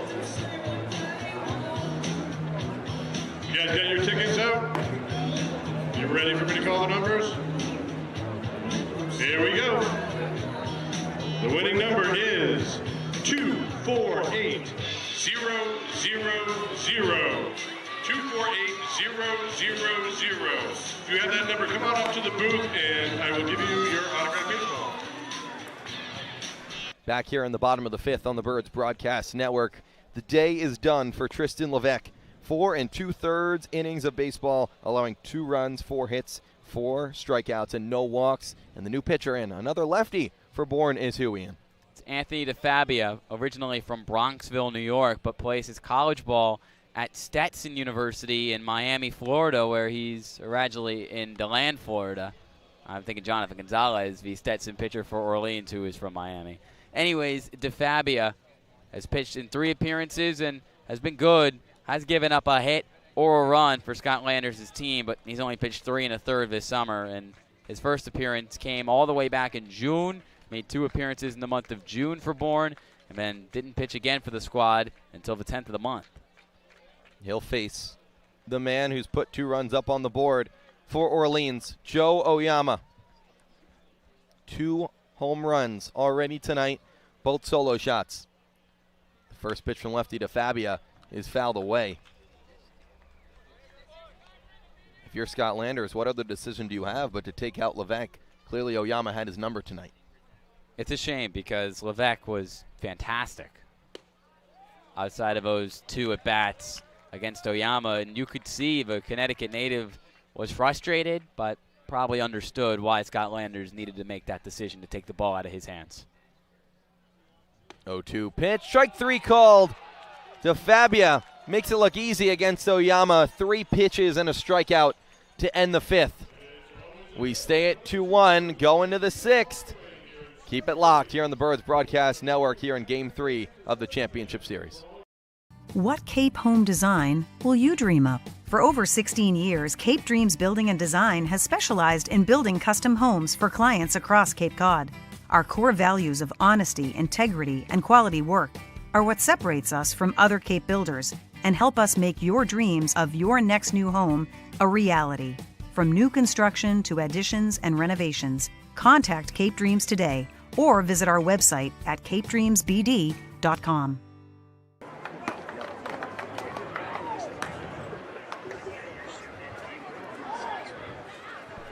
Welcome back to the Birds Broadcast Network. No matter what happens tonight, win, lose, or draw, this will be the final time that this team is out here on this diamond playing together as one.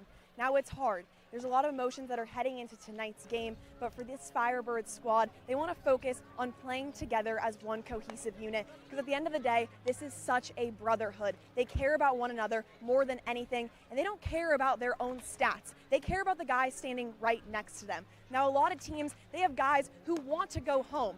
With this Firebirds squad, they want to stay here and cherish every single moment that they have. And I've seen a lot of teams in my day. I have never seen a team this special. It truly has been amazing seeing this. And I know the Firebirds are not ready for this to be over. They have a rest of a game to win and the rest of the time to bring a title back to Orleans. Guys, back to you. Thank you, Sammy. Talk about a game to win. They got 12 outs to get. They go to Matthew Watson for another inning after he started in the 4th, got the final 2 outs of the 4th, went 1-2-3 in the 5th, but his toughest challenge is right in front of him. The 2, 3, and 4 hitters for Bourne here in the 6th. Josh Crota-Grauer, Kendall Diggs, and Bryce Eblin.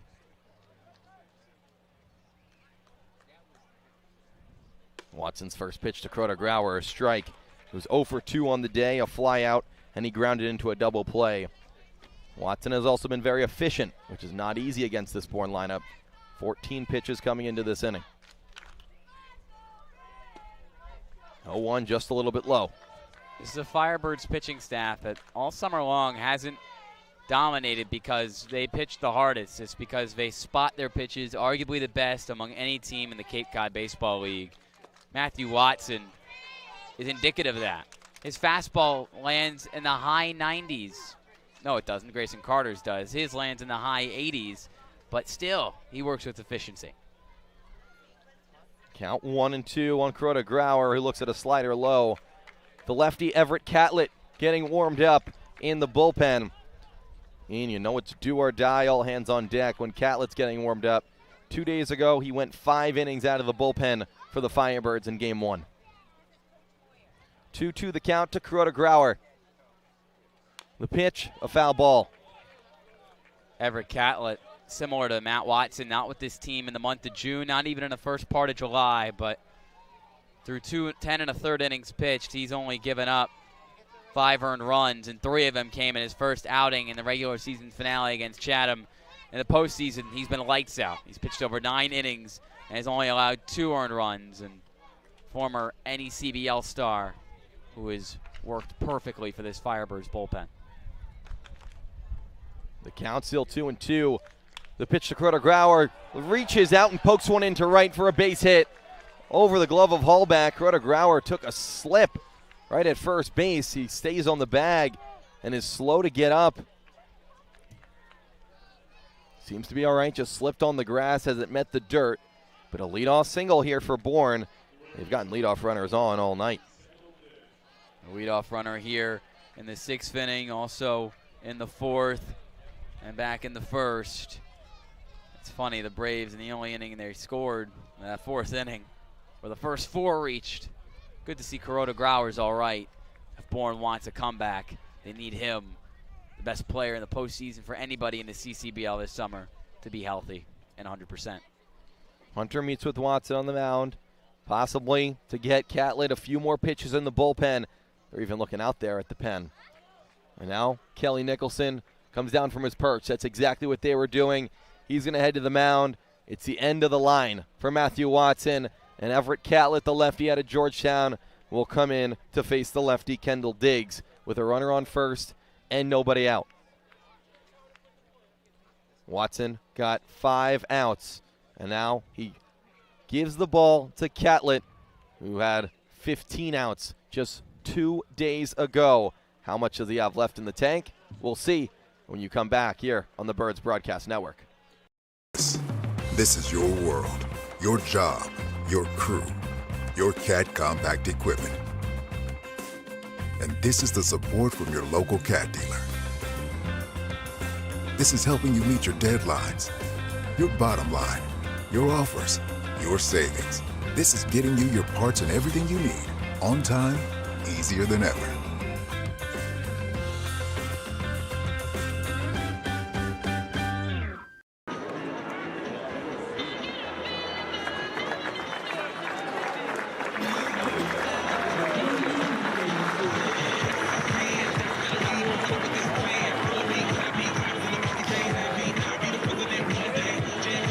Your attention, please. Now pitching for the Firebirds from Georgetown University, number 36, Everett Catlett.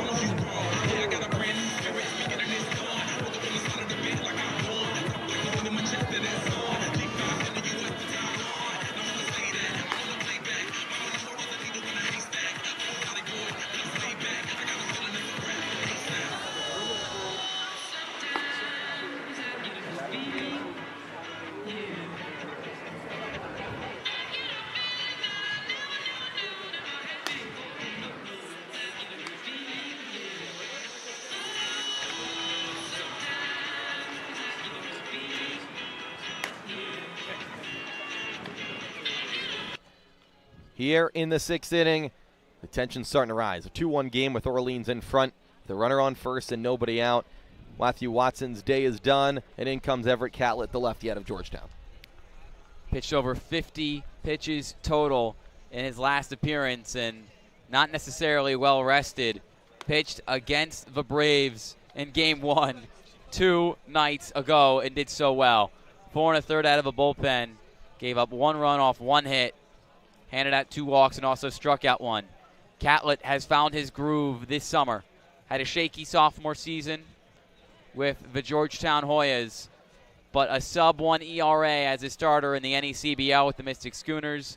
The Virginia native has quickly gained the trust of Kelly Nicholson, in need of another big outing, the tying run on first base in Josh Kuroda Grauer. He singled against Watson. Up is Kendall Diggs.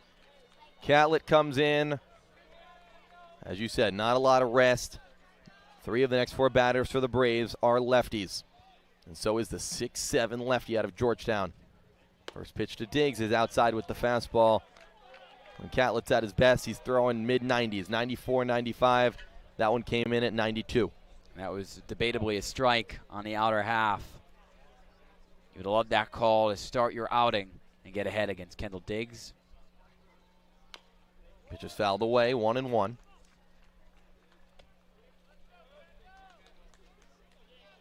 Catlett is a rising junior to Georgetown.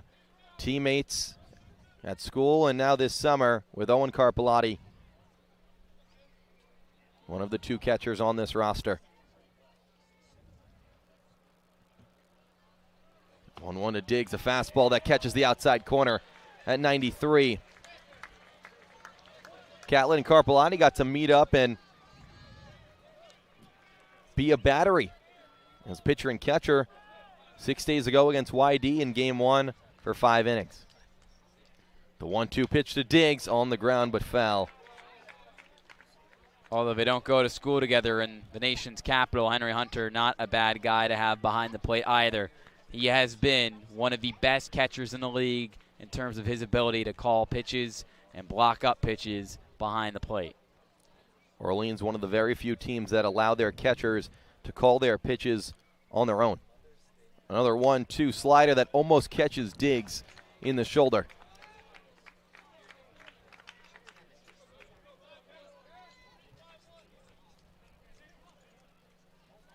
One runner on, nobody out. Bourne down by 1.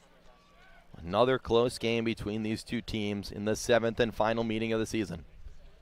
A 2-2 fastball line drive over the head of Joe Oyama into right field. Kendall Diggs, what an at-bat, and takes the fastball by Catlett into right. 2 on with nobody out for Bourne. Kendall Diggs picked the right game to have his most productive outing of the playoffs. Only 5 hits across the postseason headed into tonight's game. Back-to-back singles. Not a hard-hit baseball, just 70 miles an hour off the bat. A leaping Oyama doesn't make the play at second. Now the go-ahead run on first for the Bravos. 2 on, nobody out. Eblin the batter. All back in on the grass, expecting a bunt. Eblin squares around, can't get it down, a strike called. It's a tough situation for Eblin because he has been the hottest hitter not only for Bourne this season, but maybe of all time with the longest hit streak in team history. And he singled tonight in the 4th. But you have to put your ego aside and understand the situation with probably one more chance to bunt here. Let's see if he squares to bunt again. All back with his toes on the infield grass. 1-1, doesn't square, fastball, pounded to short, Penny to second for 1, on to first, the scoop can't be made, in comes Diggs, this game is tied. Eblin goes to second, 1 out recorded, but the throw from Oyama was too low for Hallback to scoop. And Bourne has tied it and has a runner in scoring position with 1 out. The Orleans defense has been sensational tonight, turning a pair of double plays and also a strike 'em out, throw 'em out to end the 4th inning. But you cannot bank on your defense forever. The offense needed to step up outside of Joe Oyama. The Birds didn't. You can't turn every double play. Josh Kuroda-Grauer scores, and this thing is even once again. Bender the batter with a runner on second. The first pitch is high and outside. That scoop was made, or a better throw, and Orleans is still in front with a runner on third and 2 outs. Now tie game, and Eblin on second with only 1 down. An error on Oyama as Bender swings through the fastball, allowing Eblin to go to second base. The second error of the night for the Firebirds. And that's crazy to say because if you were here, the defense played out of their minds, but so much pressure put on the infield right now to make every single play, and you cannot turn the 3rd double play of the night. 1-1 with 1 out outside. In the bullpen for the Firebirds, 2 arms. Ryan Reeses, the lefty, and Sean Matson, the righty, getting warm here in the 6th.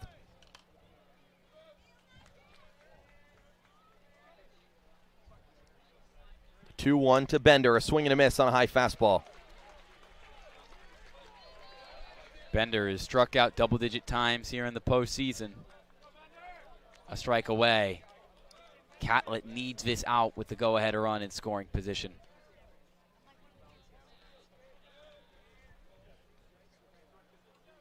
Takes a long pause. The 2-2 pitch. Line drive over the head of Penny into left field. In comes Eblin. An RBI single. Now going for 2 is Bender. He slides in safely. Bourne takes the lead. 3-2 in the 6th.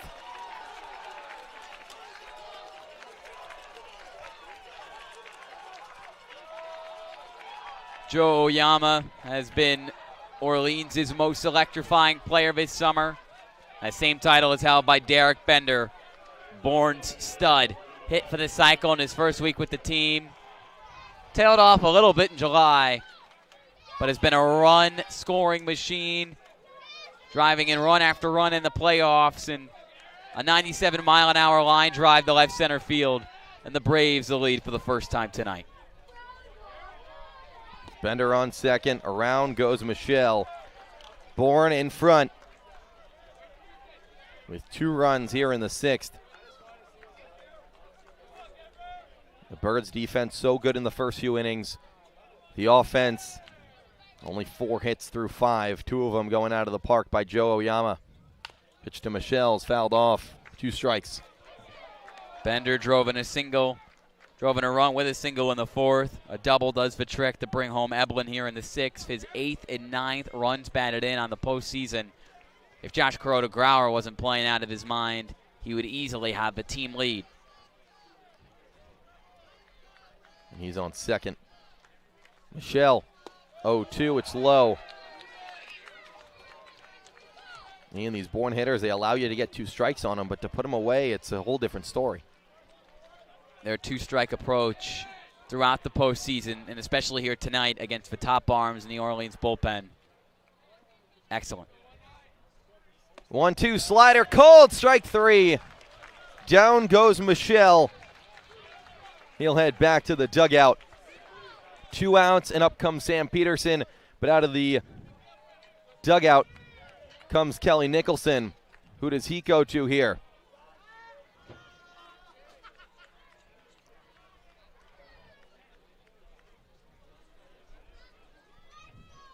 Still meeting with Catlett on the mound.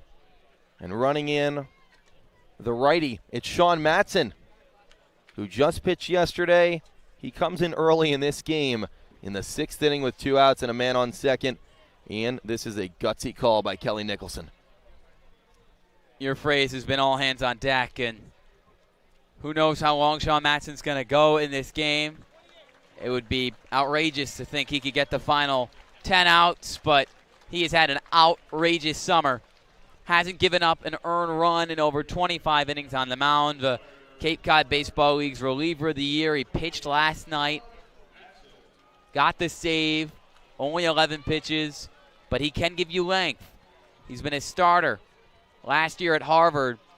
Entered the Crimson starting rotation in the middle of his freshman year. He was also a starter last summer with the Vermont Lake Monsters of the Futures League. So let's see. This is do or die. With how the offense is hit tonight outside of Joe Oyama, you cannot let Bourne take a multi-run lead. You have to keep Bender at second base, and there's no better option in doing so in working through traffic than Sean Matson. He proved it once again last night. Sam Peterson's the batter. Man on second. Matson completing his warm-up pitches. The last time Sean Matson pitched in back-to-back days, only once. That was back earlier this season on July 28th and 29th. He pitched on the 28th because it was a doubleheader against Chatham. The game originally started on July 5th, but we'll get into that at a later date. He pitched 21 pitches on the 28th and 12 on the 29th. Tonight, after 11 pitches last night, probably need more than that, Ian. They're going to need a lot more than 11 pitches from Matson. Curious to see how he handles this situation. He's used to pitching late in ball games, 8th, 9th inning. He's a very routine-oriented pitcher. He's understood his role on this team this summer. Kelly Nicholson is asking him for something different.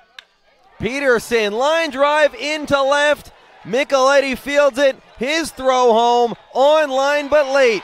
Bender scores. Peterson, an RBI single. 4-2 Braves.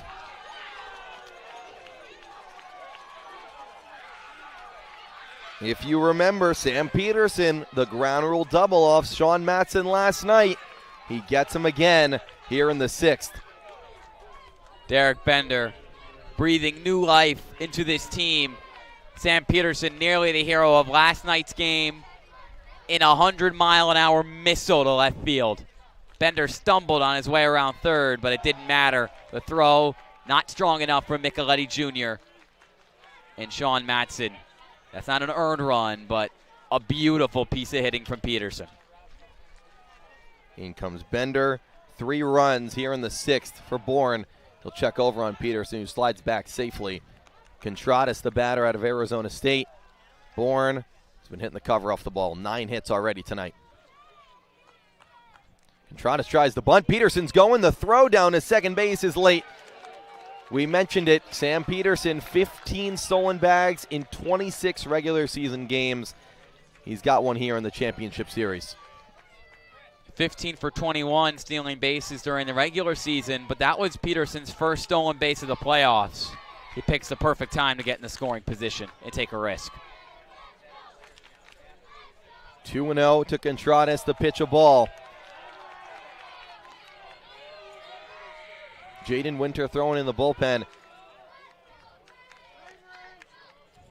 Sean Matson has never thrown in the 6th inning this summer. Pitch to Contradas, ball 4, a 4-pitch walk to the righty. It's just such a tough situation to prepare for. You know, Matson talked to Chris Clark, who was on this team earlier in the summer.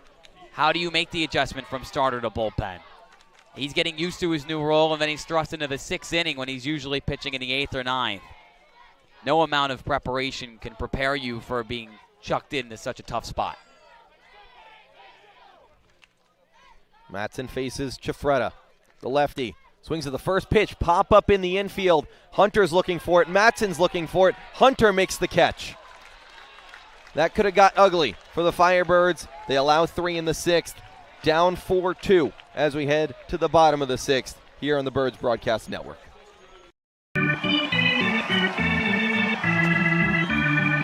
It's time to get into the spirit, Cape Cod, and be it gardening spirit, summer fun spirit, or baseball spirit. The team at Agway of Cape Cod has you covered. 1, 2, 3 strikes, you're out at the old home. See you at Agway this season.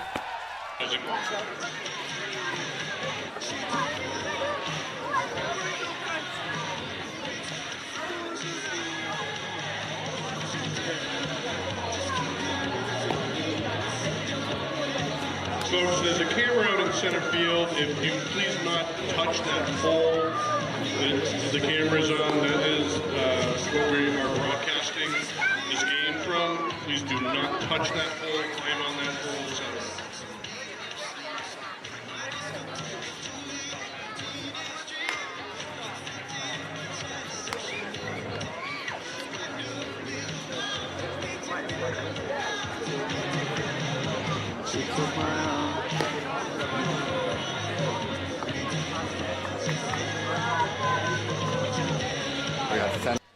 Back here on the Birds Broadcast Network, Bourne with a 3 spot in the top of the 6th, up 4-2 on Orleans here in Game 3 of the Cape Cod Baseball League Championship Series.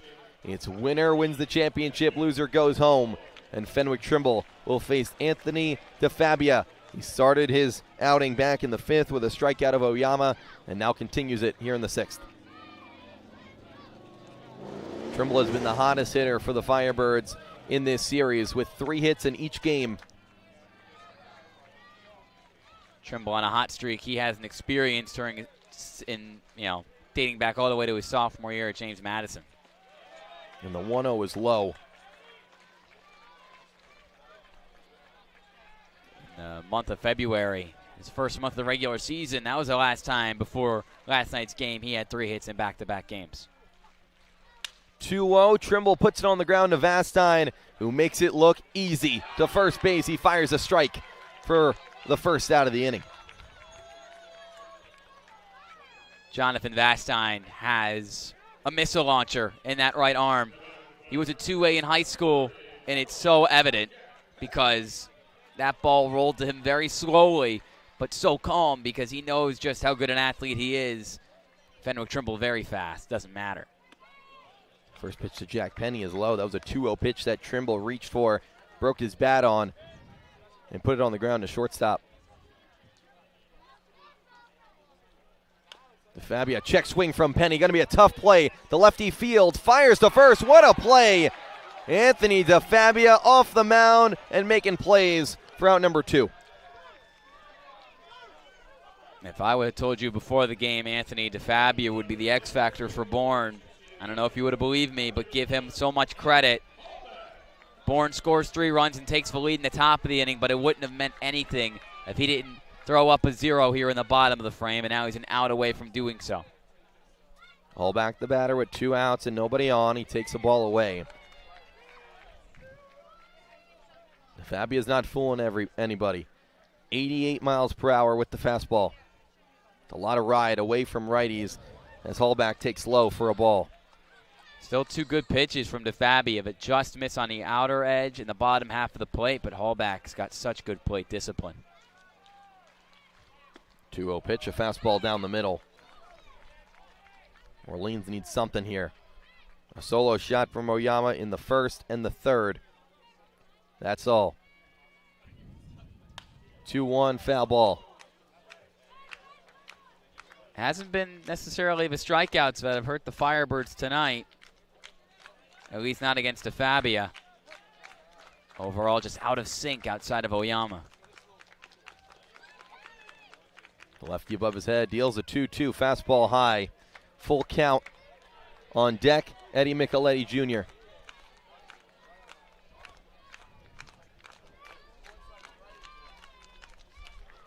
DeFabio's full count pitch to Hallback. On the ground, right back to him. The inning of DeFabio. What a play by the pitcher. He fires strikes and gets out himself. 2 putouts for DeFabio here in the 6th as we head to the 7th. Still 4-2, Braves in front.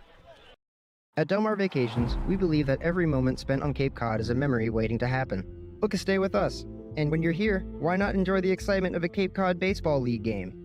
Del Mar Vacations proudly partners with the Cape Cod Baseball League, where you can watch the future stars of tomorrow play today. Whether you're seeking a family getaway or an adventure-filled escape, Del Mar Vacations has the perfect home for you. Book your dream vacation today and discover the beauty of Cape Cod. Del Mar Vacations and the Cape Cod Baseball League, your ticket to an extraordinary getaway.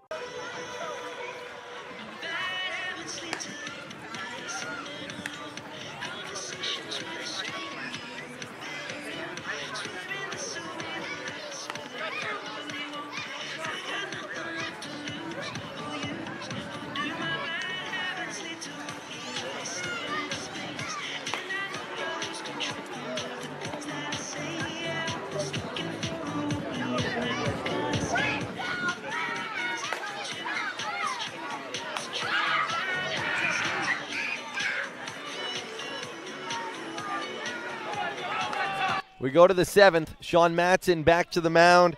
He'll face this Bourne order that goes right back to the top. Jonathan Vastine to lead it off here in the 7th with Bourne up 4-2. The 4th pitcher of the night for Orleans is Sean Matson. Pitched last night to close it out. Fires a strike to Vastine.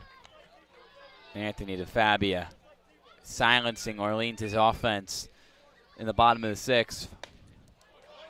And what a final putout. 98 miles an hour off the bat from Matt Hallback, straight into the glove of DeFabio, who recorded back-to-back putouts himself, essentially, before tossing it over to Contrades at first base. The Birds need life, whether it's Sean Matson dominating on the mound or somebody in the dugout. They need a burst of energy. 0-2 just outside. Ian, what do you think about the managing? We knew this was going to be some sort of bullpen day for Orleans with Evan Truitt on the mound.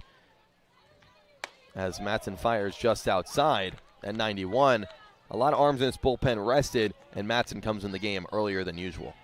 You could make the argument that the call for Matson was a bit too soon, as he completely loses control of that pitch. You got to trust Matthew Watson, in my opinion, but at the end of the day, I'm not the one who knows pitching. But he was pitching pretty well.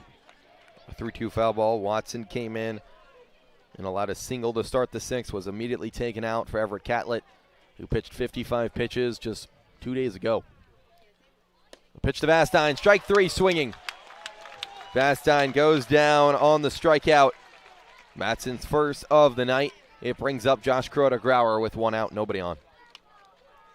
The Firebirds have given up 4 runs tonight, but their pitching staff has done a great job of silencing the top 2 guys in the order.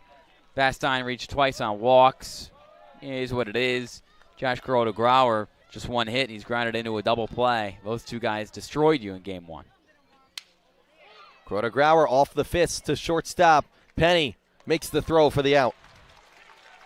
Oh, Sean Matson's still Sean Matson. Things looked a little eerie after he lost control of a breaking ball in the middle of the at-bat against Vastine, but dialed it back in and is making Nicholson's decision look good outside of the fact that the first batter he faced, Sam Peterson, launched one to left and drove in a run, make it a 2-run game. Matson against Kendall Diggs, who takes high for a ball. Looking to get through this 7th inning. Pitch count still low at 15 pitches. Diggs takes all the way for a strike. Only 4 hits for Orleans tonight, 9 for Bourne. The Braves find themselves up 2, just like they did in game 1. They won that game 6-4. On the ground to second, Oyama throws to first. A 1-2-3 inning for Sean Matson in the 7th. We'll stretch here at Eldredge. Orleans' offense has to get something going when we come right back here on the Birds Broadcast Network.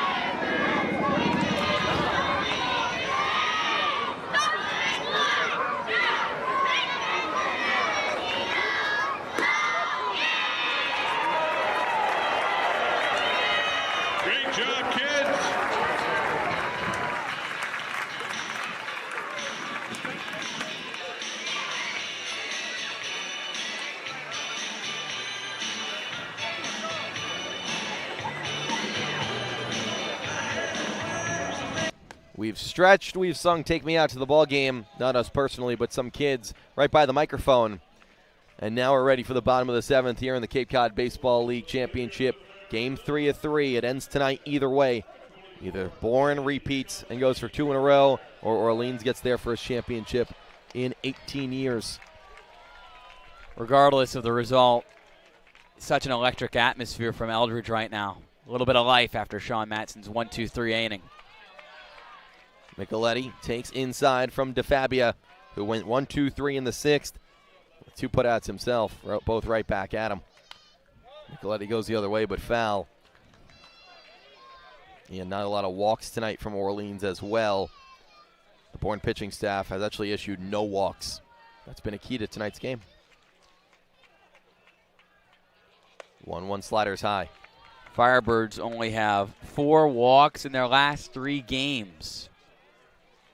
That's just an unbelievable number and a credit to a really good Braves pitching staff. 2-1 line drive right at Vastine. What a play. And the shortstop fires in time for the out. Hard hit by Micheletti. 96 off the bat. It's an out.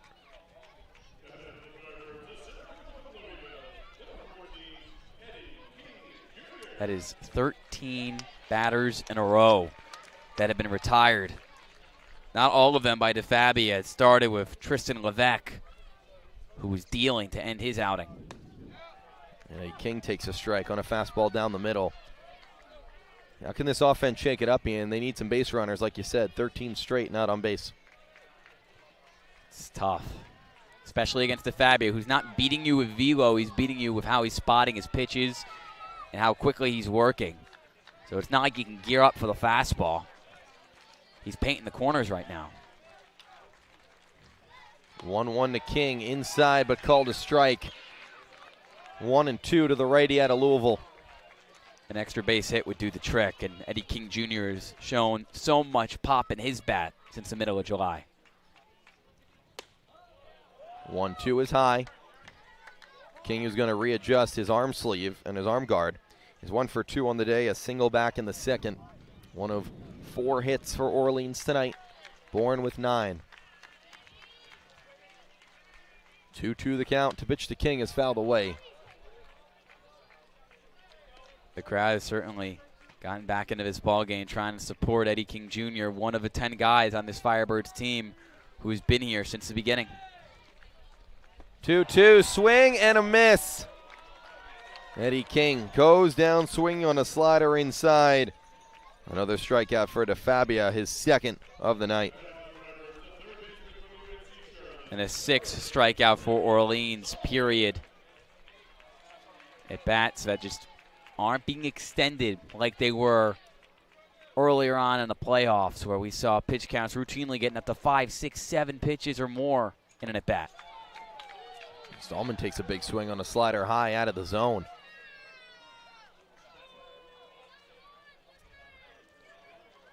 An Orleans offense that doesn't look the same from the first few games in the playoffs. Another strike to Stallman, 0-2.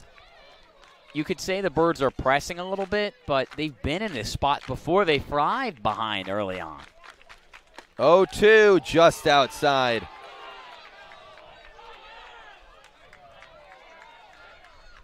It's a good pitch on the outer half, and everybody thought that was a strike, except Steve Williams. The 1-2 to Stallman, popped up to left field. Back goes the third baseman, Eblin, in foul territory, makes the catch as he crashes against the fence. Anthony DeFabia, 3 appearances for Bourne. In number 4, he's thrown 2 shutout innings. We'll head to the 8th, still 4-2, Bourne in front.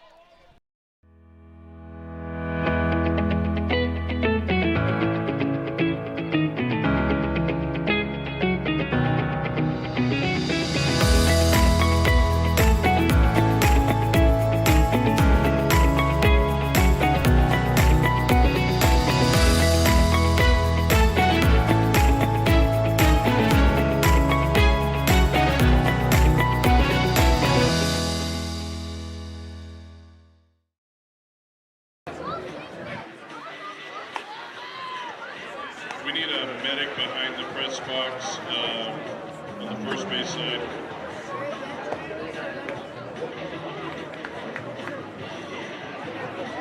Dude, they're in trouble, guys.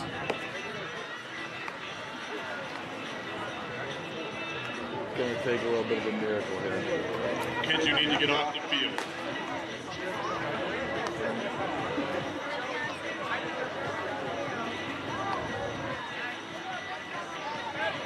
We head to the 8th inning here on the Birds Broadcast Network. Sean Matson has been really good ever since he's come in, allowing a hit to start off his outing to Sam Peterson, which made it 4-2. But ever since, he's retired 4 and walked 1. Bryce Eblin, the batter, the lefty out of Alabama, leads off the 8th. Bourne up 4-2. First pitch from Matson is in for a strike, the changeup. Regardless of how good Matson has been, he can't hit the baseball too. No longer a two-way like he was earlier on in his baseball career. The Birds have sent 15 up and 15 down at the plate, and he needs to keep it a 2-run game. On 1 is a foul ball.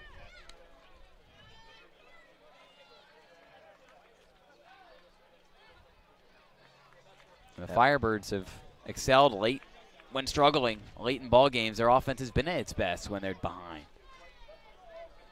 0-2 to Eblin, swing and a miss. Dropped by Hunter, he applies the tag for out number 1.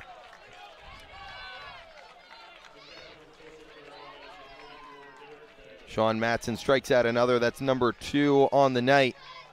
And up comes Derek Bender, the righty.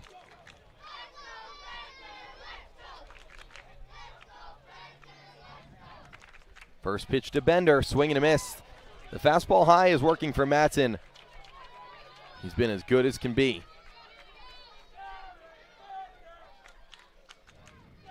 A 1 fastball in there for a strike again on the inside corner. Bender tells Steve Williams he's not in agreement. He thought that was a little bit inside.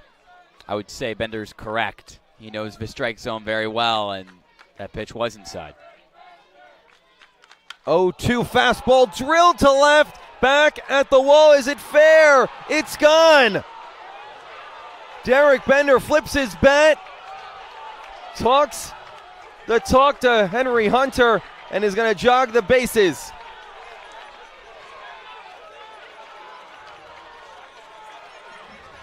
Derek Bender crushed it to left and let everybody know about it. He rounds third. He's going to touch home. And Bourne up 5-2 as Bender stomps on home plate.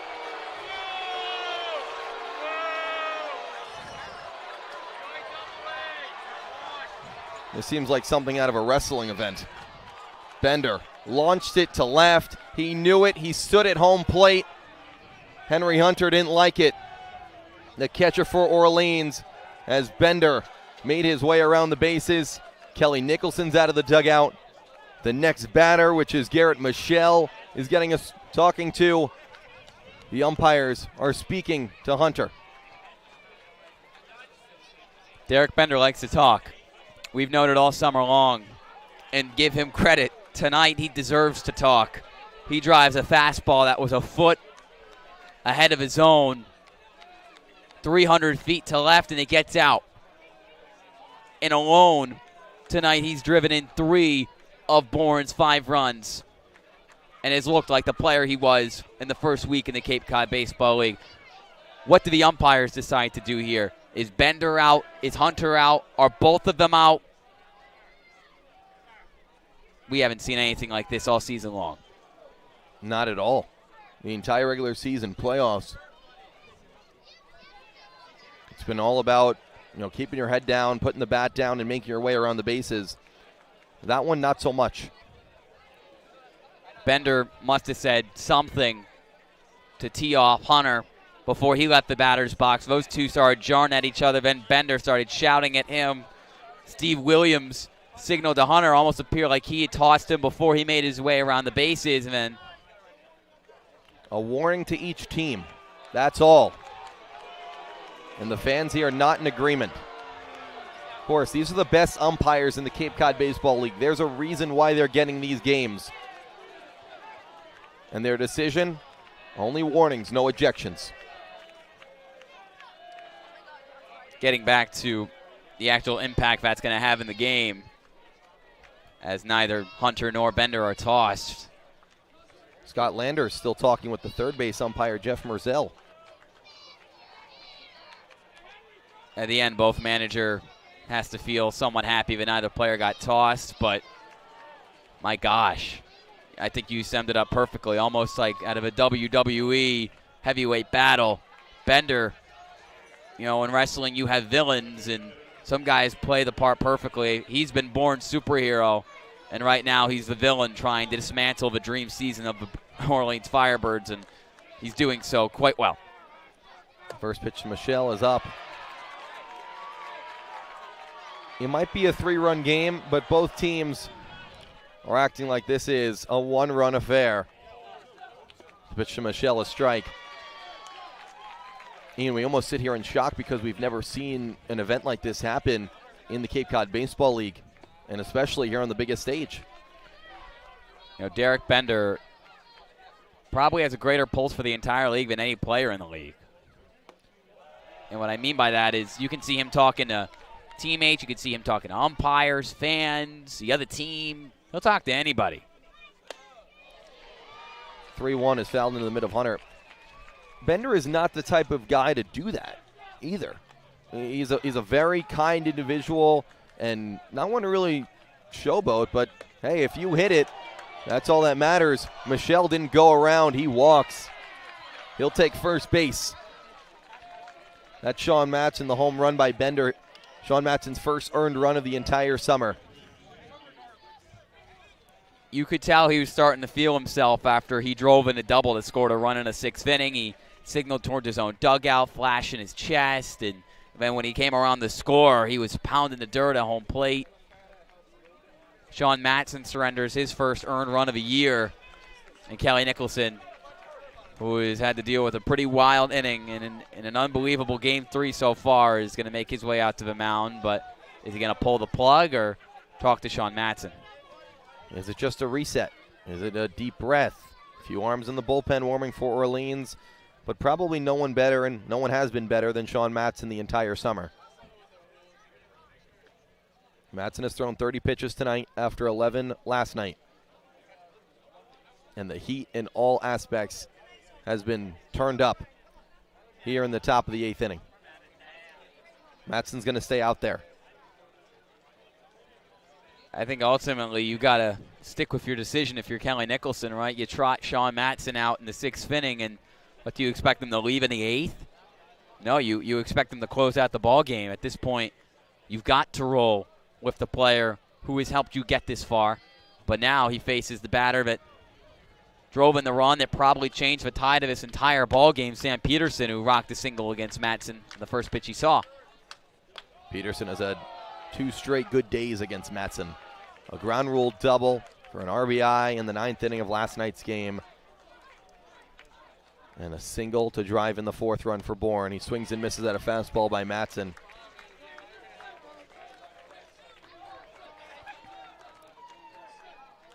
Sam Peterson's a great player.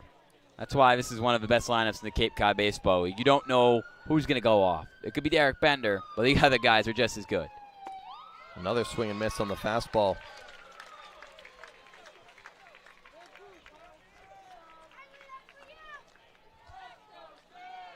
Peterson, the Iowa Hawkeye, if you couldn't tell, with the yellow helmet and the yellow cleats. With a lot of speed. Slider just outside for a ball. How does Orleans respond?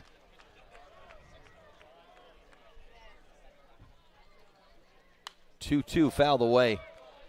Firebirds overcame a 2-run deficit early in the postseason. You got to go back to that game. It was a 3-run deficit, rather. Trailed 4-1 against Whitey in game 1 on the road. This is just as tough a thing to climb over. Ball back, lays the tag on the runner on first in Michelle after he walked. They never make it easy. And winning, if it was easy, everybody would do it. 2-2, called strike 3. Sean Matson, another strikeout. This time it's a backwards K for out number 2. Bourne, of course, hasn't made it easy either. With a great win in game 1. Gut-wrenching loss in game 2 as they almost came back, and now up 3 here in the 8th. 2 outs, slider just a little bit high. You know, the Birds have to channel whatever they got into them in the regular season finale. That was a Firebirds team that trailed by 10 runs in the game and nearly came back to win against Chatham, only lost by 2. It's a Firebirds team that has embraced being the underdog and being count out in ball games all summer long, but this does feel a little bit different. Bourne feels fully in control right now. 1-1 of Contreras is outside. Ian, we've talked about it ever in the whole playoffs. Orleans, when they're down, it never feels like they're out. Tonight, the same thing. They never feel like they're out. You have to get the last out against the Firebirds to finish them off. 3-1 now to Contreras, the righty out of Arizona State. The whole Firebirds offense has gone silent on one end. 15 batters down in a row, and meanwhile, Derek Bender has been the foil to this game. 3-1, swing and miss on the fastball. Like you said, an RBI double earlier in the game, and then the solo shot here in the 8th.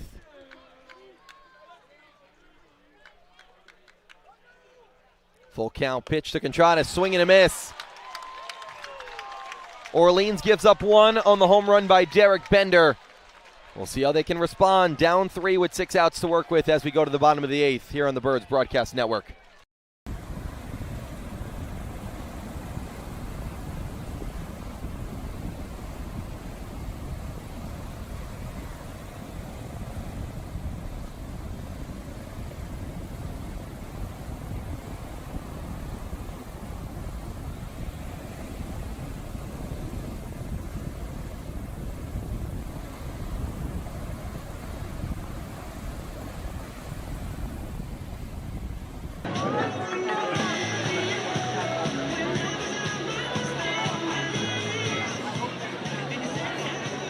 Folks, get out your 50-50 raffle tickets, the red tickets for the Canal Cruise The winning number is 703-021, 703-021. For the Harbor Cruise, 705-064, 705-064. For the Academy tickets, 105-705, 105-705. For the Firebird squeaky toy, 710-782, 710-782. For the surfboard, 90. We head to the bottom of the 8th. Anthony DeFabia, he's had a long time on the bench, but he's been really good for these Bourne Braves out of the bullpen. 2 1/3 of shutout baseball, including 2 strikeouts, no hits, no walks. He faces Justin Rubin to start out the 8th. Rubin's 0 for 2 on the day. Orleans needs 3. The first pitch, a strike from DeFabia. Ian, how do you think a long inning like that can impact the pitcher? Certainly doesn't help, but he's gone 7 up, 7 down. Rubin to the right side. The first baseman, Contreras, race to the bag. He gets there in time for out number 1. The music's still going here at Eldredge, and now turned off after the first out. Rubin is out number 1, and Henry Hunter, the lefty catcher, is going to come up with his, I wouldn't say friend, Derek Bender behind the plate. Acquaintance. Henry Hunter could change the tide in this game. The Firebirds faithful is getting loud and got into a screaming match with Derek Bender in the top of the frame. First pitch to Hunter, a swing and a miss on a slider. You can't play angry. You have to play motivated. You can't be swing happy. This Birds team needs a quality at bat. Oh, 1 foul ball. DeFabia is just tossing strike after strike. Now in 31 pitches, 20 of them for strikes.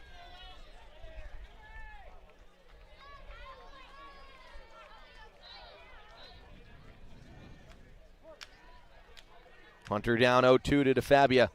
The pitch, swing and a miss, strike 3. A 3-pitch strikeout for DeFabia, and he looks locked in. Strikeout number 3 on the night for him. 2 outs here in the 8th. 17 batters in a row retired for Orleans. Their only answer offensively tonight has been Joe Oyama with a pair of home runs in the first and the third. No intentional walk. DeFabia has been lights out. The first pitch to Oyama on the ground to first. Contreras was playing in. He'll race to the bag and get there in time. 1-2-3 for DeFabia in the bottom of the 8th. We'll go to the 9th. Bourne just 3 outs away from the championship. They get to hit one more time. What Cape home design will you dream up? For over 16 years, Cape Dreams Building and Design has specialized in building custom homes for clients across Cape Cod.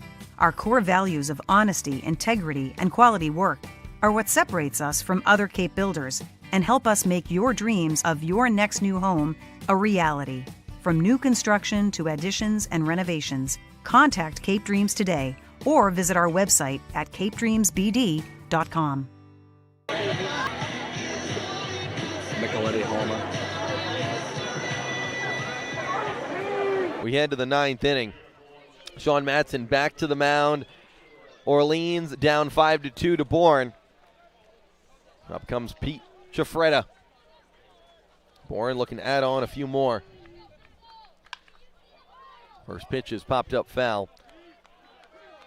Now, Ian, we're going to play a little bit of a guessing game here in the 9th inning, with the score being a 3-run deficit. Of course, game 1 between Orleans and Bourne, the attendance was 5,088 people here at Eldredge.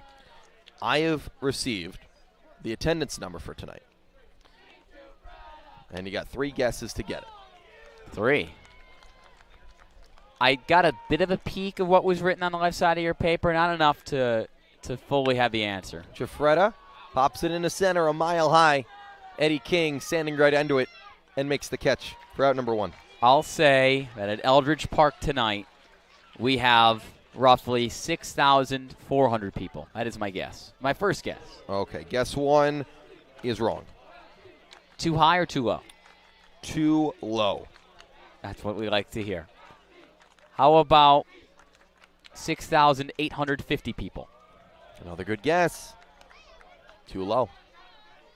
My final guess. Final guess. 7,500 people. The 1-0 to Vastine is low. Spilling the suspense. Ian, you're wrong. But this time you're a little too high. All right. 7,123 people here at Eldredge Park for Game 3. The 2-0, swing and a miss on the changeup. We talked about it. What was the record? 8,000 or something at YD back in 2006?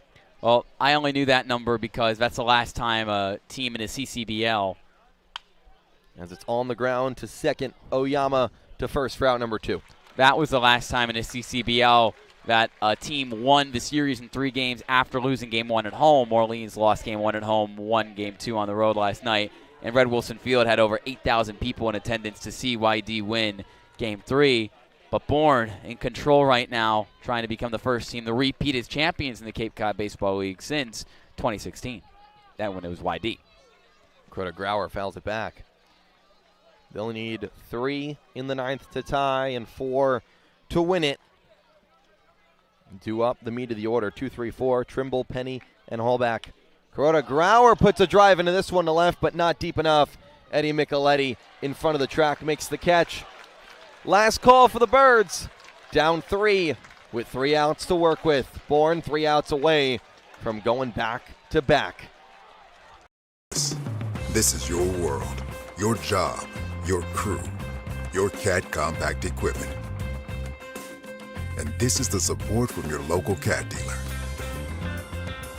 This is helping you meet your deadlines, your bottom line, your offers, your savings. This is getting you your parts and everything you need on time, easier than ever.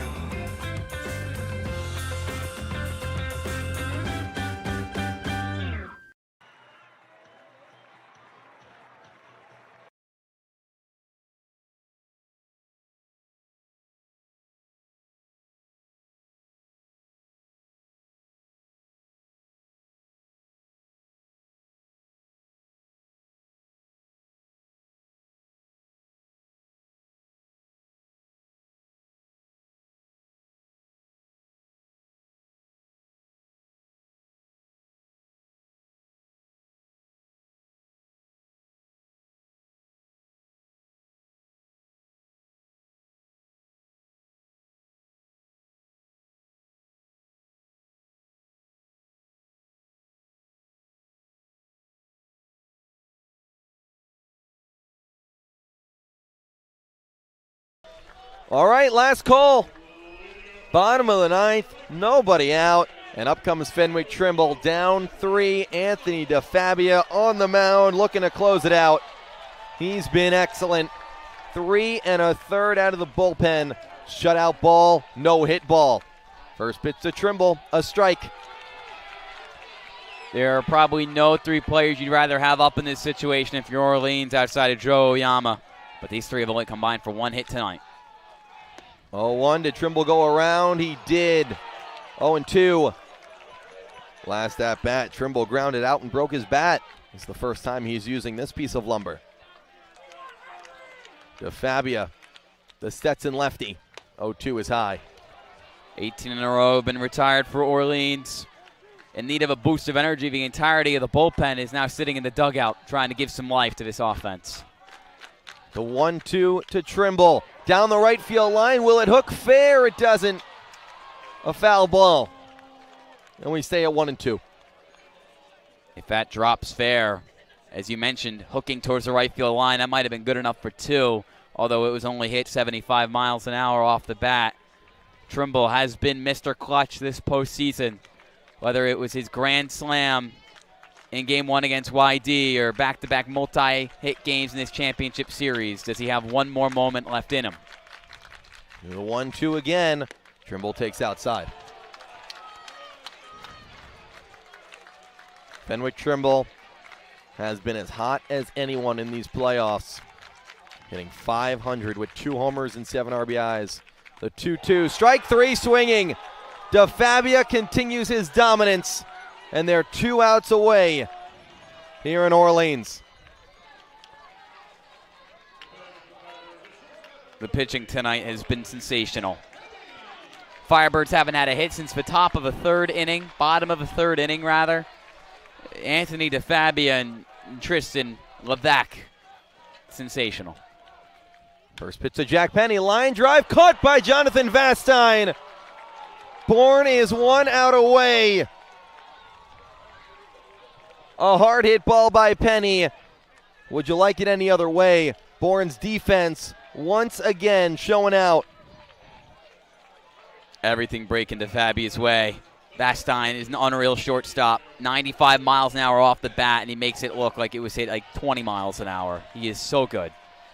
First pitch to Matt Hallback, line drive into center field, over goes Harrelson, he makes the catch, it's over, Bourne goes back to back, and they are your 2023 Cape Cod Baseball League champions.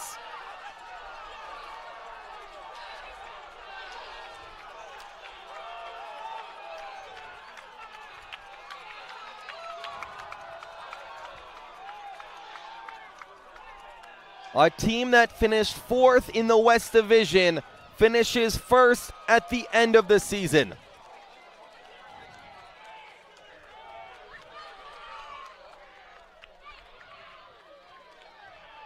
The Braves take this one in Game 3, 5-2 over Orleans. After falling to the Firebirds in 2003, in 2005, it's 3rd time's the charm, and the Braves win 5-2 to win the Cape Cod Baseball League Championship here in 2023.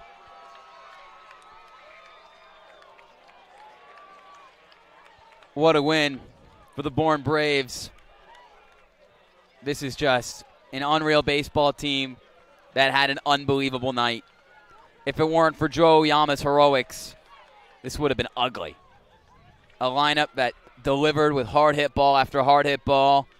Derek Bender saving one of his best performances for last, driving in 3 runs, including the home run in the 7th inning, which ultimately was too much for Orleans emotionally to handle.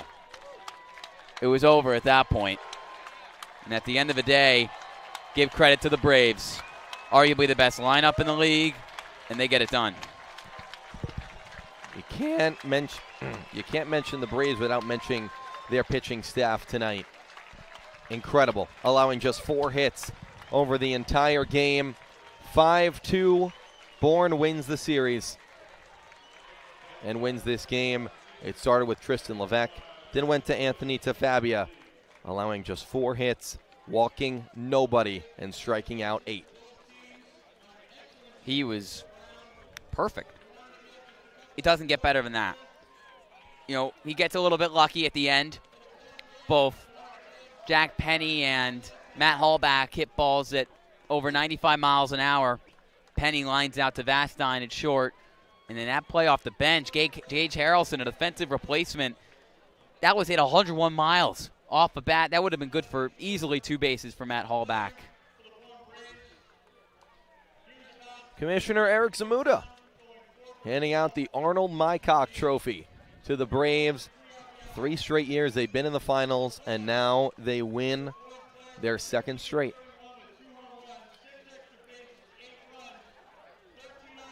Their 3rd championship overall. And the MVP, we'll see who that goes to.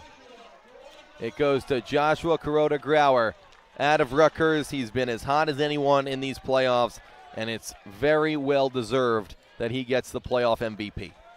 Ultimately, when you have such an experienced group that returned so many star players from last year's championship run, it's kind of surprising that more people didn't pick the Bourne Braves to repeat as champions this summer. Whether it was Josh Kuroda-Grauer, who had an unreal playoff run last year, joining the team late in July. He was on another level tonight.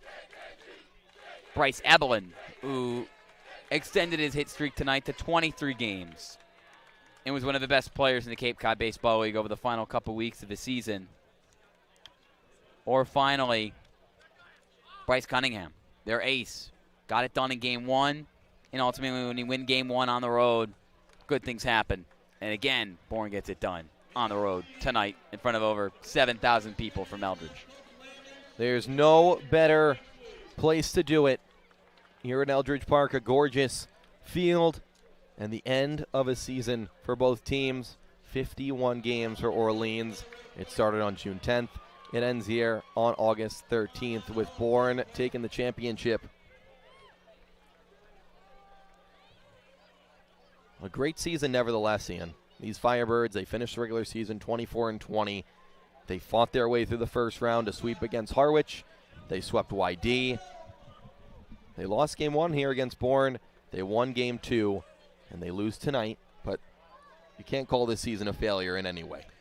No, before this series started, it was a success, and it's just a testament to the group that manager Kelly Nicholson, general manager Sue Horton brought in.